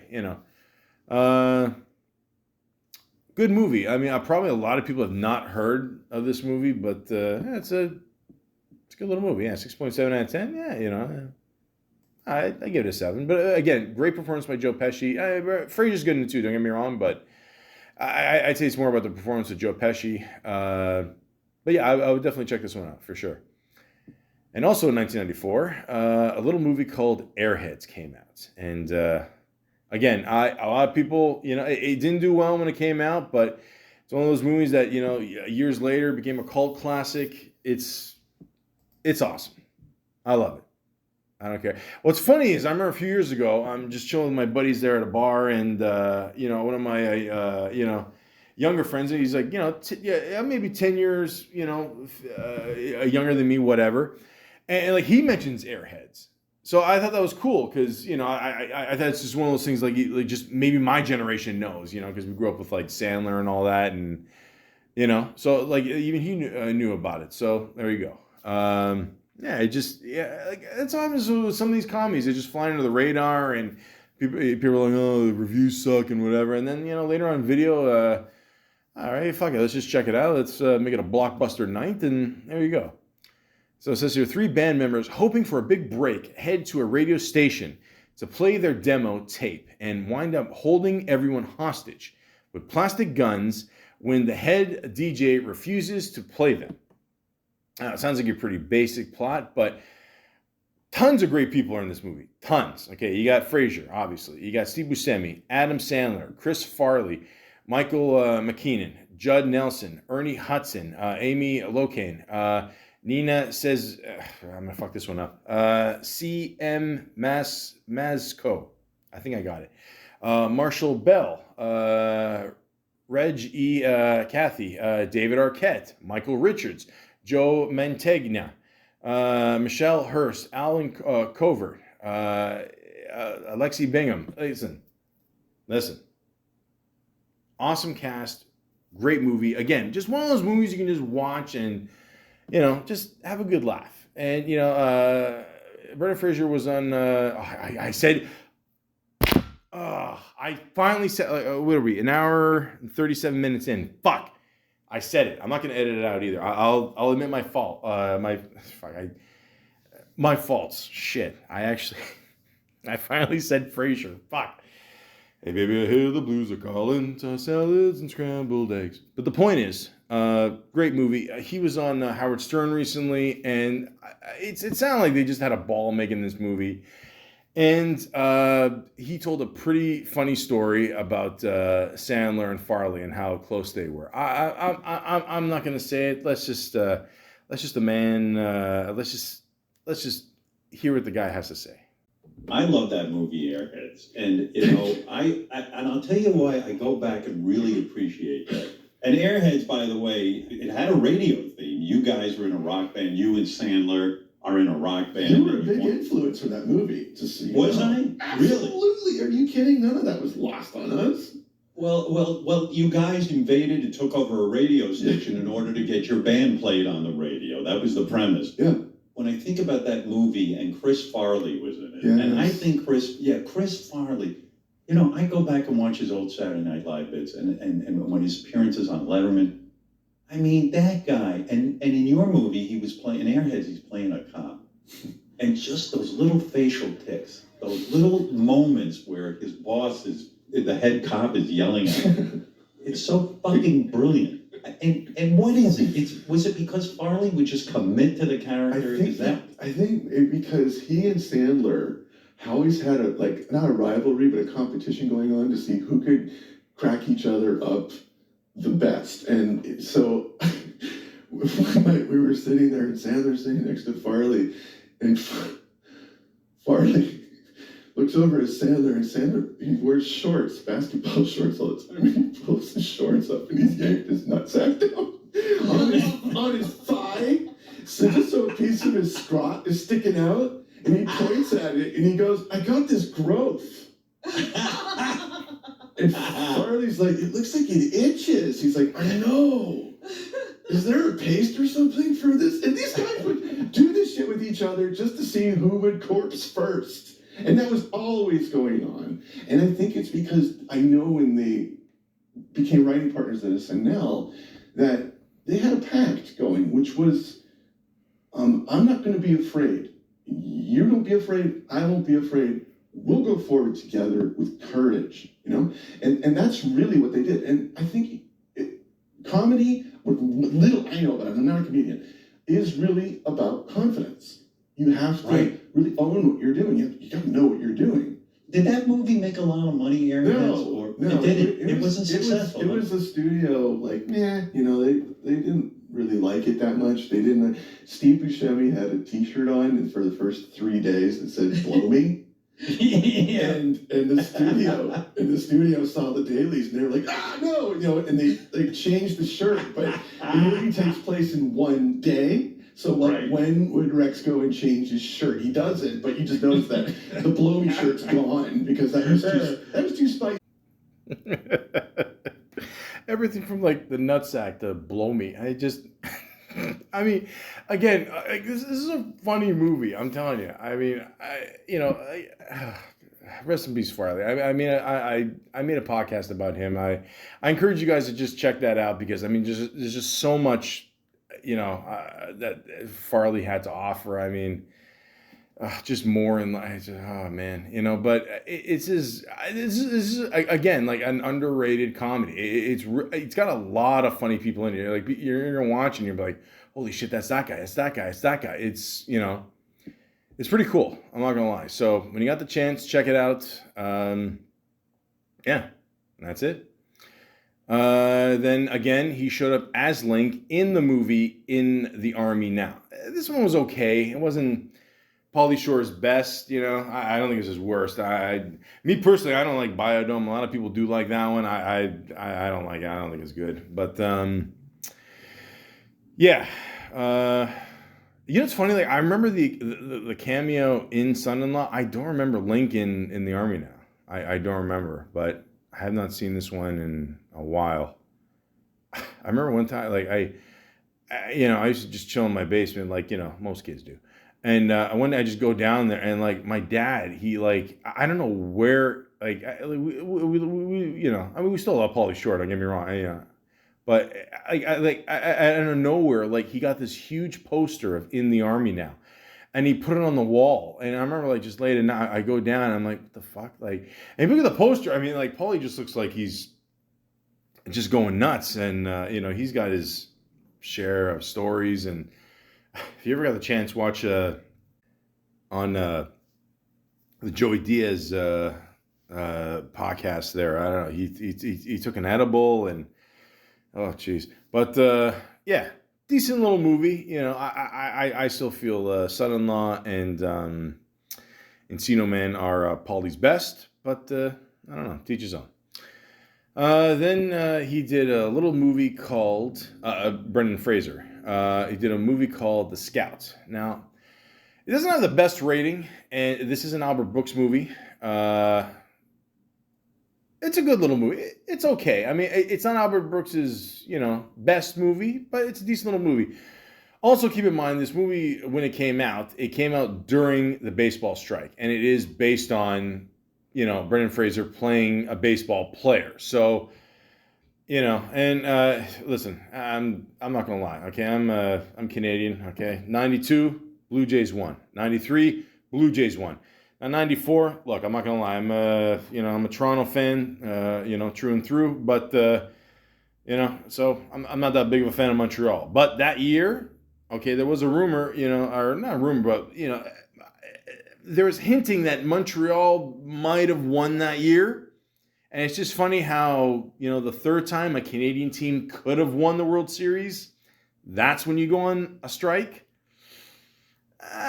Coincidence? I don't know. And then after that, Montreal, I don't know, they lost their team a few years later. But if they won, maybe they'd still be here. I don't know. I'm just saying. I'm just saying two things. One, it's kind of a coincidence. And two, this movie's all right. So, again, I love Albert Brooks. I mean,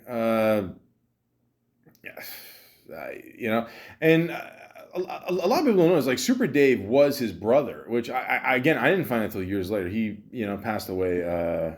Super Dave Osborne, rest in peace to him. God, he was so funny on Curb Your Enthusiasm. But yeah, Albert Brooks is a legend, man. But this movie's okay. I mean, he did a lot of stuff before this, but I would listen. Anything Albert Brooks does is funny. There's a funny scene in this movie where, like the whole point is he discovers him, in the wherever, and he's trying to, like he plays a scout, the baseball scout. He's trying to, discover the next, big play or whatever. But the guy needs therapy, Fraser's character, right? And there's one scene where like he sends him to a therapist, and he goes, "Oh, I've never been to therapy before. What do I do?" He's like, "Oh, I treat you like a doctor." So as soon as he goes in the office, it's a female therapist, and literally as soon as he goes in there, he just drops his pants, like, no, not that kind of doctor. So, but I thought it was a pretty good movie. I thought it was all right. Yeah. So when you get a chance, check it out. The Passion of Darkly Noon. What?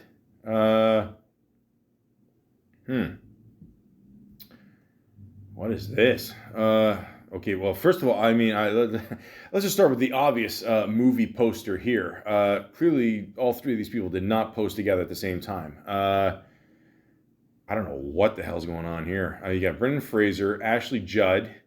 I haven't seen a movie in a while. Viggo Mortensen, History of Violence, Eastern Promises. Well, forget it. Awesome movies. No Faith Without Blood. All right. I don't know what's going on here. 5.8 out of 10. A young man who has spent his life as a member of an ultra-conservative Christian cult loses his parents and becomes disoriented, wandering into a forest and meeting a coffin transporter. A caring woman, her mute boyfriend, and his mother. What the fuck? What's going on here, man? Okay, written and directed by Philip Ridley.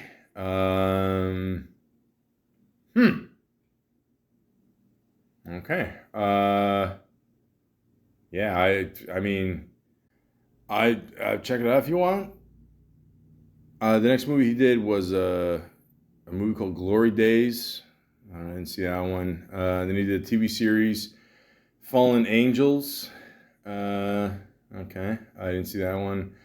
Now and Then. He's uncredited in that one.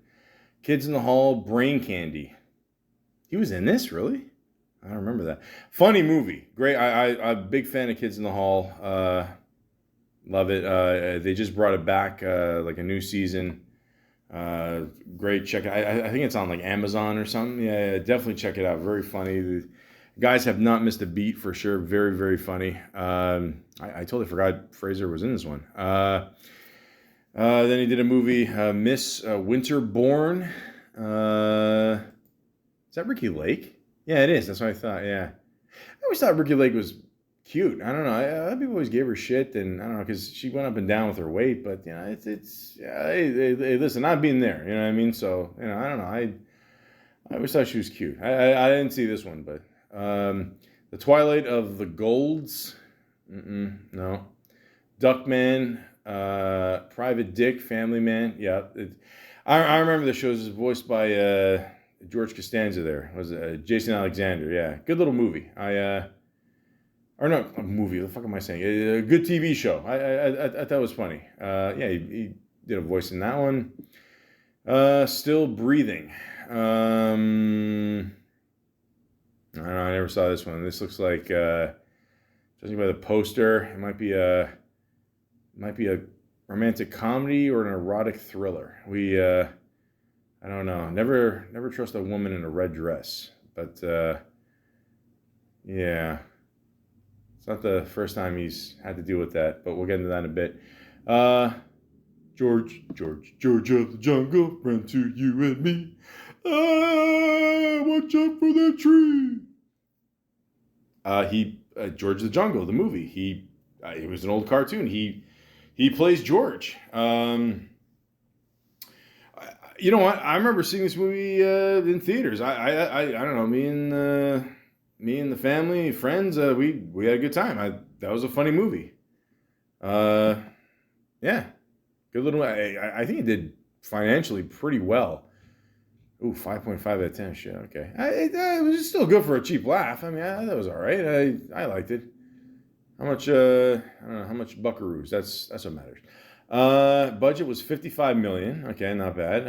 Opening weekend, 16 million. Then gross in U.S. Canada, 105. Worldwide gross, 174 million. Ooh, there you go. Okay. So it was kind of a slow crawl. Okay, so it didn't really hit when it came out, but then eventually made good money. Okay, so that's pretty good. That's all right. Yeah, it's good for a good little laugh here. John Cleese was in this, really? Fuck, I don't remember that. Shaft was in this too. Richard Roundtree, get the fuck out of here. Was he really? I mean, I watched the movie once in theaters, and that's it. I don't remember much. I don't know. I just remember George discovered he looks good in Armani. Pretty darn good. But other than that, I don't know, good little movie. Yeah, fuck it. Gods and Monsters. Okay. I always notice that with him, like he'll do a really funny movie, then he'll do a really serious movie. I think I remember seeing this movie. Yeah, it's a good movie. I remember that. But Last Days of Frankenstein, director James Whale, irony years later, are explored. Yeah, I mean, we all know Sir Ian McKellen, awesome actor. Yeah. I don't remember much about this movie. I just remember it is a good movie. But yeah. Lynn Redgrave. Yeah. Good little movie. Good little movie. Like I said, haven't seen it in a while, but good movie. The Simpsons. He did a voice in that one. Brad. Yeah, remember when The Simpsons were good? Yeah, I hear you. Blast from the Past. Yeah, I didn't like this one. But The Mummy. There you go. Okay, so I'm going to give you an idea how big this movie was at the time. Okay, it was good timing in the sense where like special effects. I mean, late '90s. Like if you look at early '90s shit, special effects weren't there, but the whole team there, like they were just doing all this new technology at the time, and people were just blown away by even the trailer. And the movie was so big. I remember like in The Sopranos, they make a mention that they're like in season 2, like Uncle June's on house arrest, and he made a joke, or they start a scene, and like he says something like I got The Mummy before he was even in theaters. And, they're just doing all these like bootleg movies and all that. But that's how big this movie was, right? So this just gives you an idea how crazy it was. But yeah, I mean, this is an awesome movie. I mean, I already read some facts before about the Mummy and all the shit that he had to go through. I mean, special effects for the time were really good. Like even today, if you watch them, they're still pretty good. I mean, they still look really good. Great cast of people. Fraser, of course. Rachel Wise. I think that's how you say it. Is she married to Bond there? I think so. Yeah. John Hanna, Arnold Voslo, Kevin J. O'Connor, Jonathan Hyde, Oded Fair, Eric. Oh, you know what? That's fun. Okay, so Eric Avari, he was one of the Indian guys that I said before that was in Encino Man. So that's funny. Years later, they end up working again together. Yeah, good little movie, guys. It's good timing too, because like I said, like the special effects, really made this movie really cool, and obviously, let me read it here.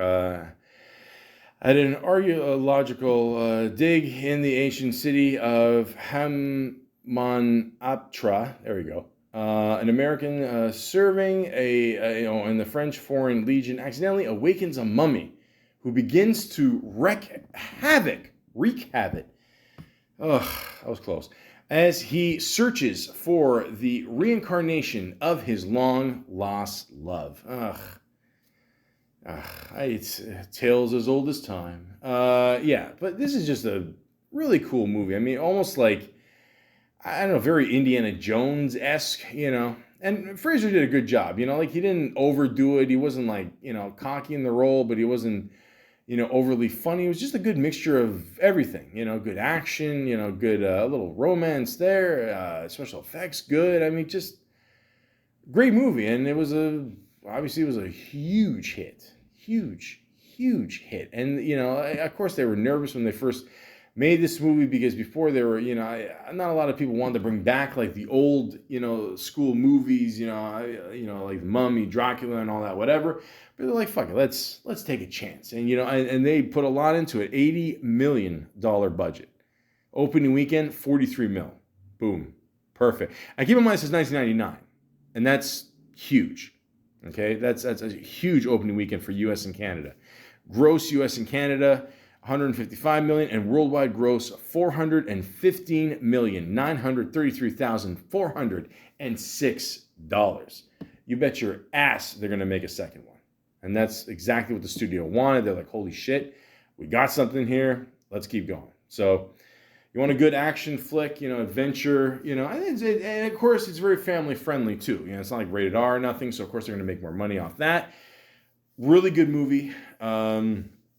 Absolutely check it out. Definitely put Brendan Fraser in a different tax bracket for sure. And yeah, you'll have a good time watching this movie for sure. Dudley Do-Right. He played Dudley Do-Right. I'm not gonna lie to you. I mean, you know, I know I'm Canadian, but I didn't see this movie. I mean, it's based on the cartoon, whatever, but I don't care. I'm just being honest.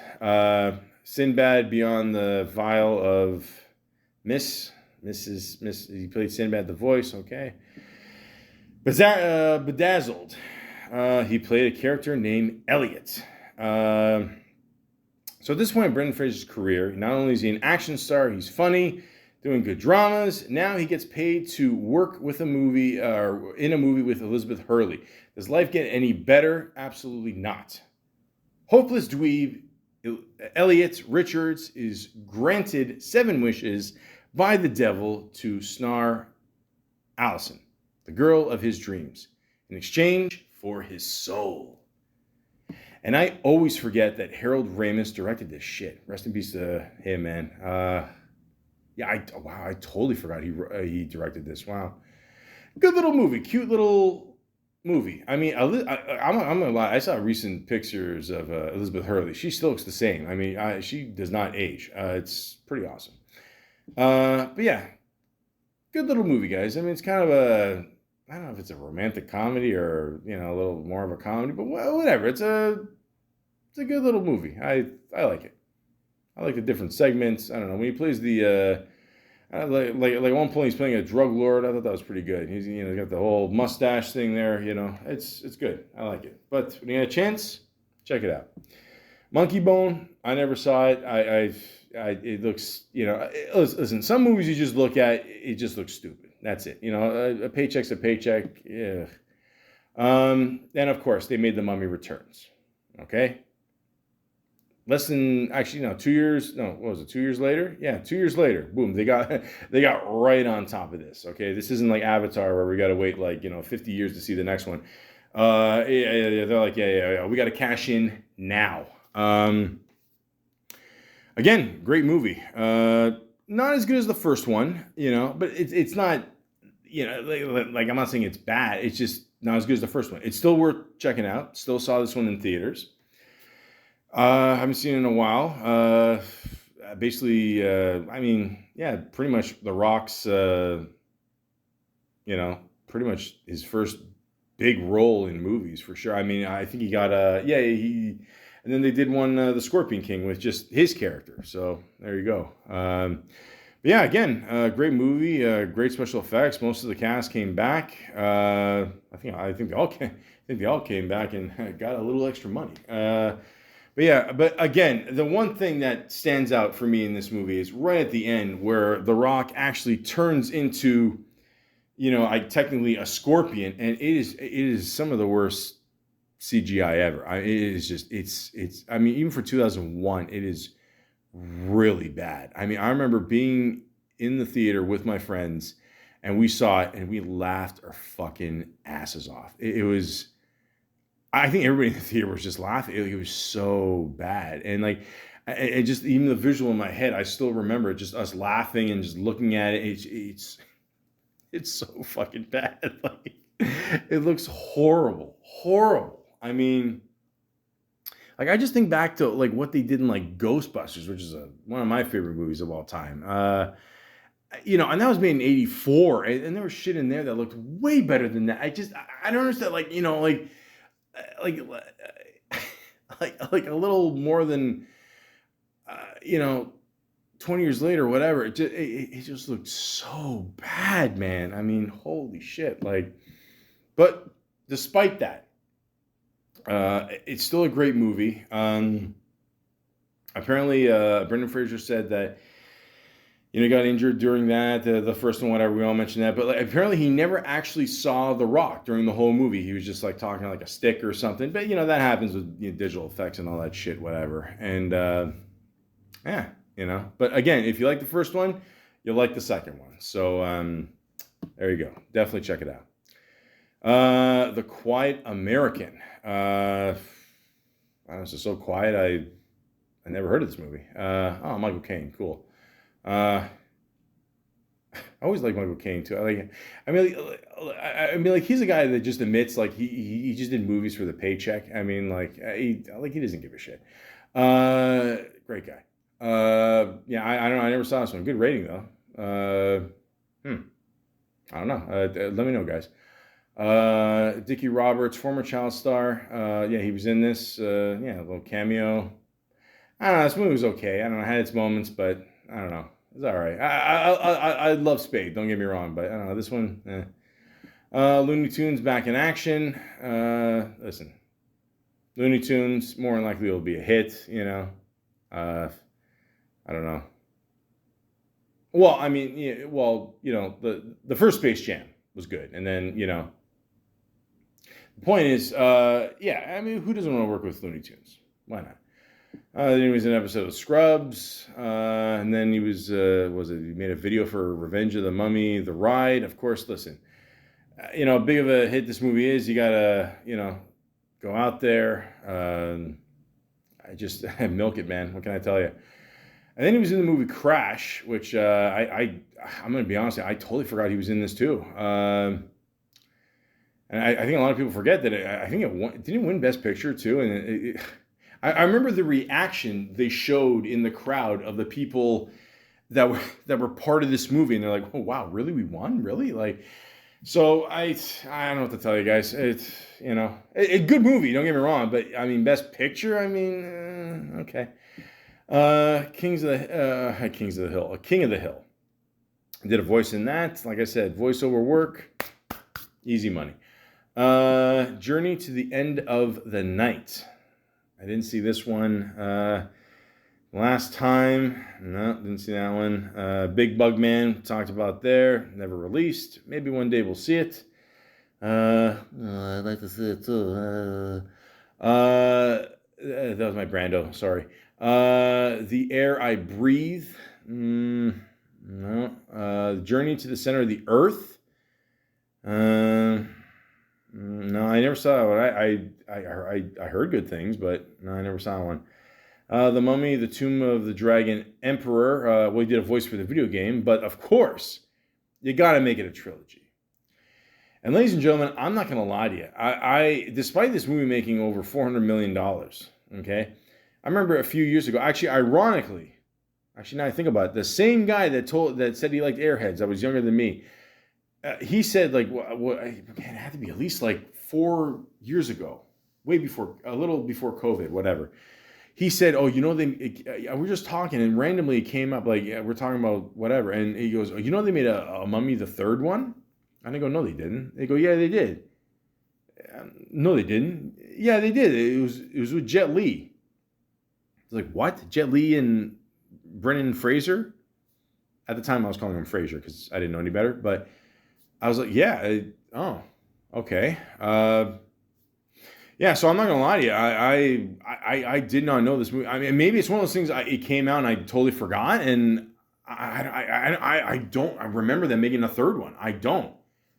I mean, it made 400 million, so people obviously did. But I mean, I'll be honest with you, it wasn't good. I didn't like it, But still, 400 mil. I mean, that's yeah. So there you go. Then he made Adventure at the Center of the Earth. I didn't see that one. I think it's more like a kids movie, isn't it? Yeah. Ink Heart, no. Fairly Odd Parents, no. G.I. Joe: Rise of Cobra. Oh God. Another one of my beloved cartoons ruined. He was in this, really? Fuck, I don't remember that either. Extraordinary Measures. Okay. I remember this one. This one's all right. Him and Harrison Ford. They play like, what was it, like two researchers or something? I don't know. It's a good little movie. I mean, it's nothing too crazy or whatever, but gotta respect Harrison Ford and his music taste. Yeah, he's got the rock and roll playing in the science lab. That's it.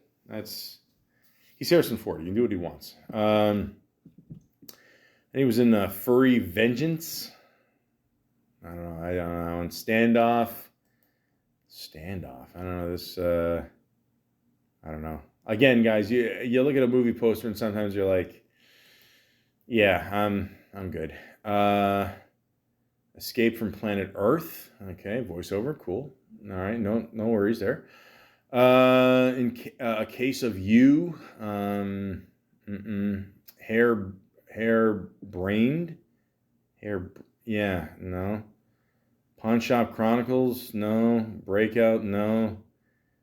Give Me Shelter. The Rolling Stones made a movie? Really? No, what is this? No, this has nothing to do with the Rolling Stones. No. Okay.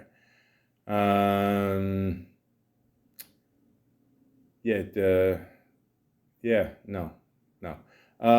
The Nut Job. It's a cartoon, don't worry. Texas Rising. No. Jeez, well, I haven't heard any of these. It's a TV show. Okay. The Affair. Okay. Ladies and gentlemen, I'm not going to lie to you. I watched this show. Great show. But I'm going to honestly say it probably had one of the worst, if not the worst, series finale episodes, last episodes in history. It was just absolutely horrible. If you watch the show, you know exactly what I mean. It was just horrible. The guy was dancing at the end of a cliff. I don't know what the fuck was going on. But again, I mentioned before, his fans helped him get this role. And yeah, Fraser was good in this. I remember seeing him in this, and I'm like, oh shit, like there's Brendan Fraser. Like, where the fuck is he being? Like, so yeah, he was good in this. I liked it. It's I don't want to give away what his character is because it's kind of a whatever. I don't want to give it away, but it's a good little role. A good show. Just that last episode. Holy fuck! What a horrible way to end a show. Nightcap. No, I don't know what this one is. Trust. No. Condor. No. Titans. No. Poison Rose. No. Line of Descent. Descent. No. Jeez. The Secret of Karma. No. No Sudden Move. No. Wow. Okay. So, listen. Again, $900,000 a year. Okay, you do what you got to do to pay bills. And at the same time, he's dealing with injuries and shit. So it is what it is, guys. Okay, so 2022 hits. 20 years later to what I just said. Obviously, during COVID, not a lot of people are working. But they made this movie during that, and a little movie called The Whale. Jump, Free Willy! Jump!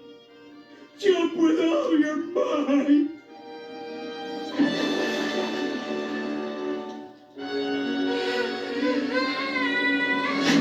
Oh no, Willie didn't make it, and he crushed our boy! Ugh, what a mess. Oh, I don't like this new director's cut.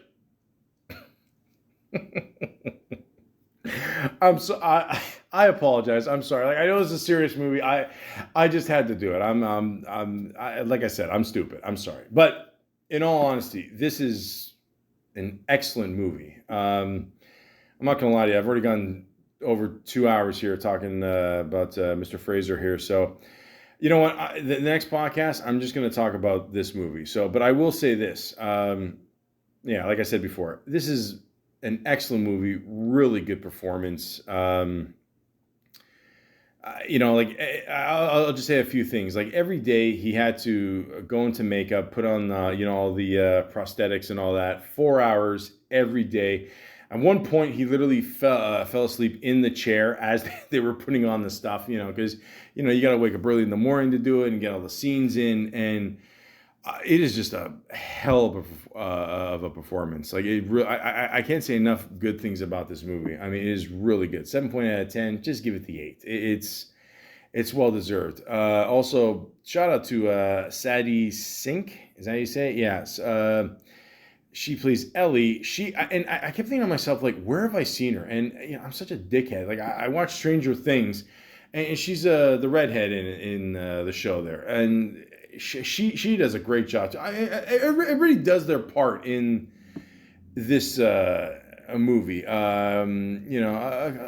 Most of these actors, I'll be honest, I've never seen before, but Ty Simpkins, Hong Chau, I think I said that right, Chau, my apologies, Samantha Morton, Sathya Srinharan, J.C. Sink, Wilhelm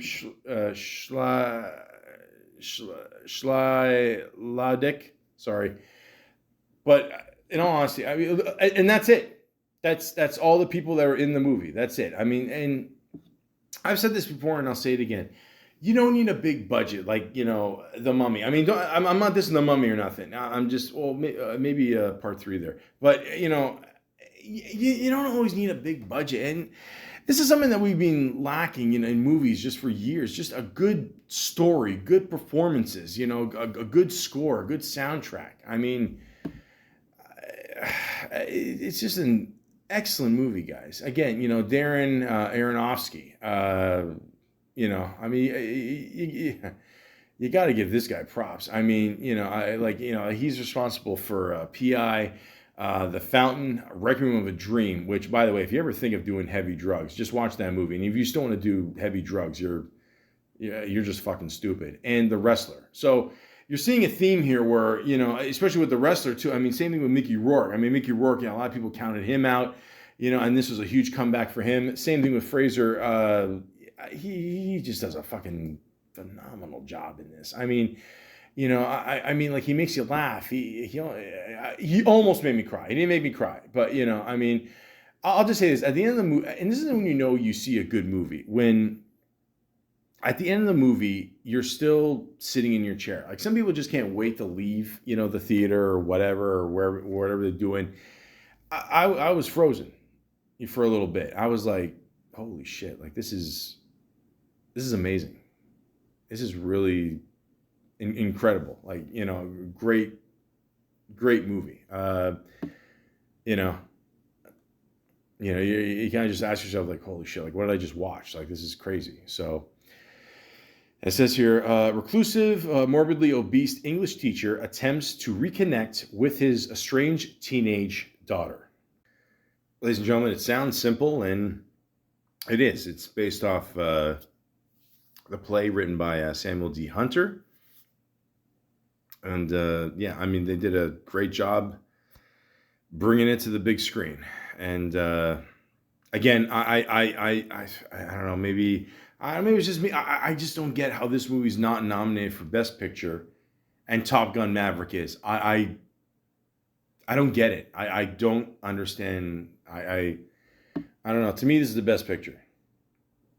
It's that simple. Again, like I said, I already went over 2 hours here, but I will definitely, I'm just going to make this a separate podcast because I got a lot of stuff to say about it, and I want to break it down and all that. But again, I if you're a movie buff like me, or just love good movies, and, you want to be moved, and, just remember what good movies were, especially the last couple of years, and, kind of just, coming back from COVID, and, looking back and saying, hey, like, this movie came out.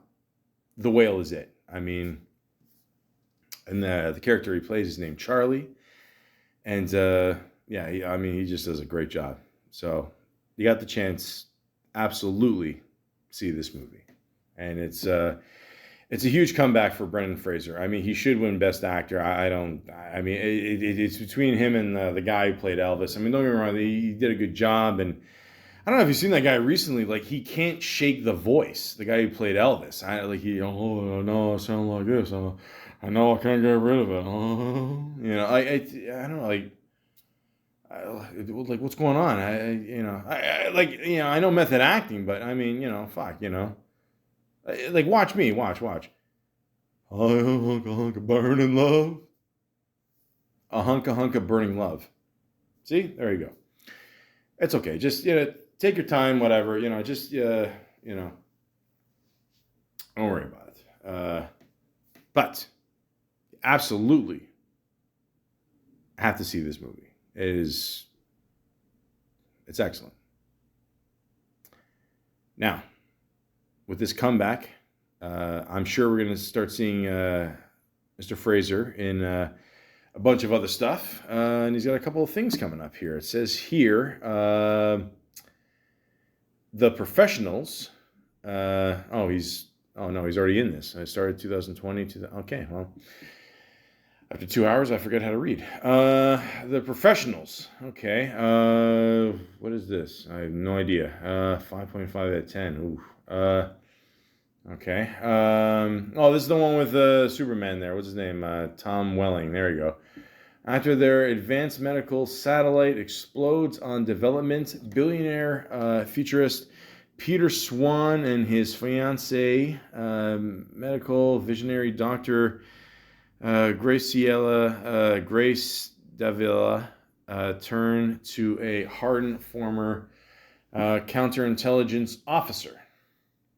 All right. Not the best rating, I'm not going to lie, but okay. Doom Patrol. Okay, now, I watched the first few episodes in this one in the first season. I haven't really followed up on it, but me personally, this is just me, but it's hard for me to get into a lot of these TV superhero shows. There's just too many of them. I don't know. I'm more of a movie guy myself when it comes to these Marvel, DC, whatever. But it's actually not a bad show. It's a good little character he plays. So I don't know. I'll check it out. 7.8 out of 10. That's it's not a bad rating. So yeah. Now I heard that he's gonna be part of Martin Scorsese, Leonardo DiCaprio, I think Robert De Niro too project that's coming up. So hopefully, and all I can say is this. 900,000. Guys, almost $1 million for 16 years. Okay, that's crazy. I mean, like even when The Whale came out, a lot of people were saying, "Oh, he gained weight." It's like, "Oh, this is his life now." It's like, okay, listen, it's not exactly his life. I mean, when you watch The Whale, you're in a, whatever. I mean, he didn't gain that much, but through the injuries, the alimony, just dealing with the harassment from others, just. He's still here, guys. I mean, that says a lot. And he never I've seen him get angry in movies, but I never he's always just a calm, cool, collective guy. And he's just maybe he blows up in private, whatever. But he hats off to him, man. Honestly, for sure, just for him to do this and just keep going and just and be loyal to people out there and his fans. It's nice, I saw a recent picture with him. He took a picture with this lady who she had a T-shirt called the Brendan Bunch, and it just like 8 like the Brady Bunch, but 8 pictures of all the characters he's played, and she posted it, and he got a good laugh out of that. And it says when Brendan Fraser saw my shirt, He curled over laughing, and honestly, it was the best experience of my life. And like it's just cool to see that. Yeah, like again, I always like doing these podcasts and more just doing podcasts on these actors that really you could tell are very appreciative of the opportunities they've been given. And Mr. Fraser here, I definitely want to give him his props. And I can't express like enough how much you should see The Whale. And it's just a really just moving performance. And like I said, I will do a separate one about it. Because I don't want this podcast to turn into the Iliad. But again, what can I say? I like to be nice too sometimes, but something tells me I will never be as nice, humble, and talented as Brendan Fraser. Look, Kashmir, Rajneesh, why don't you just chill? No buts too. Link and I are cruising the mountain, bro. We figure we's a little Jews. No, we think the Jews. We's the Jews. No, we think the Jews. No, we think the Jews. Hey, chill, bud. No, but dude. No. Just chill.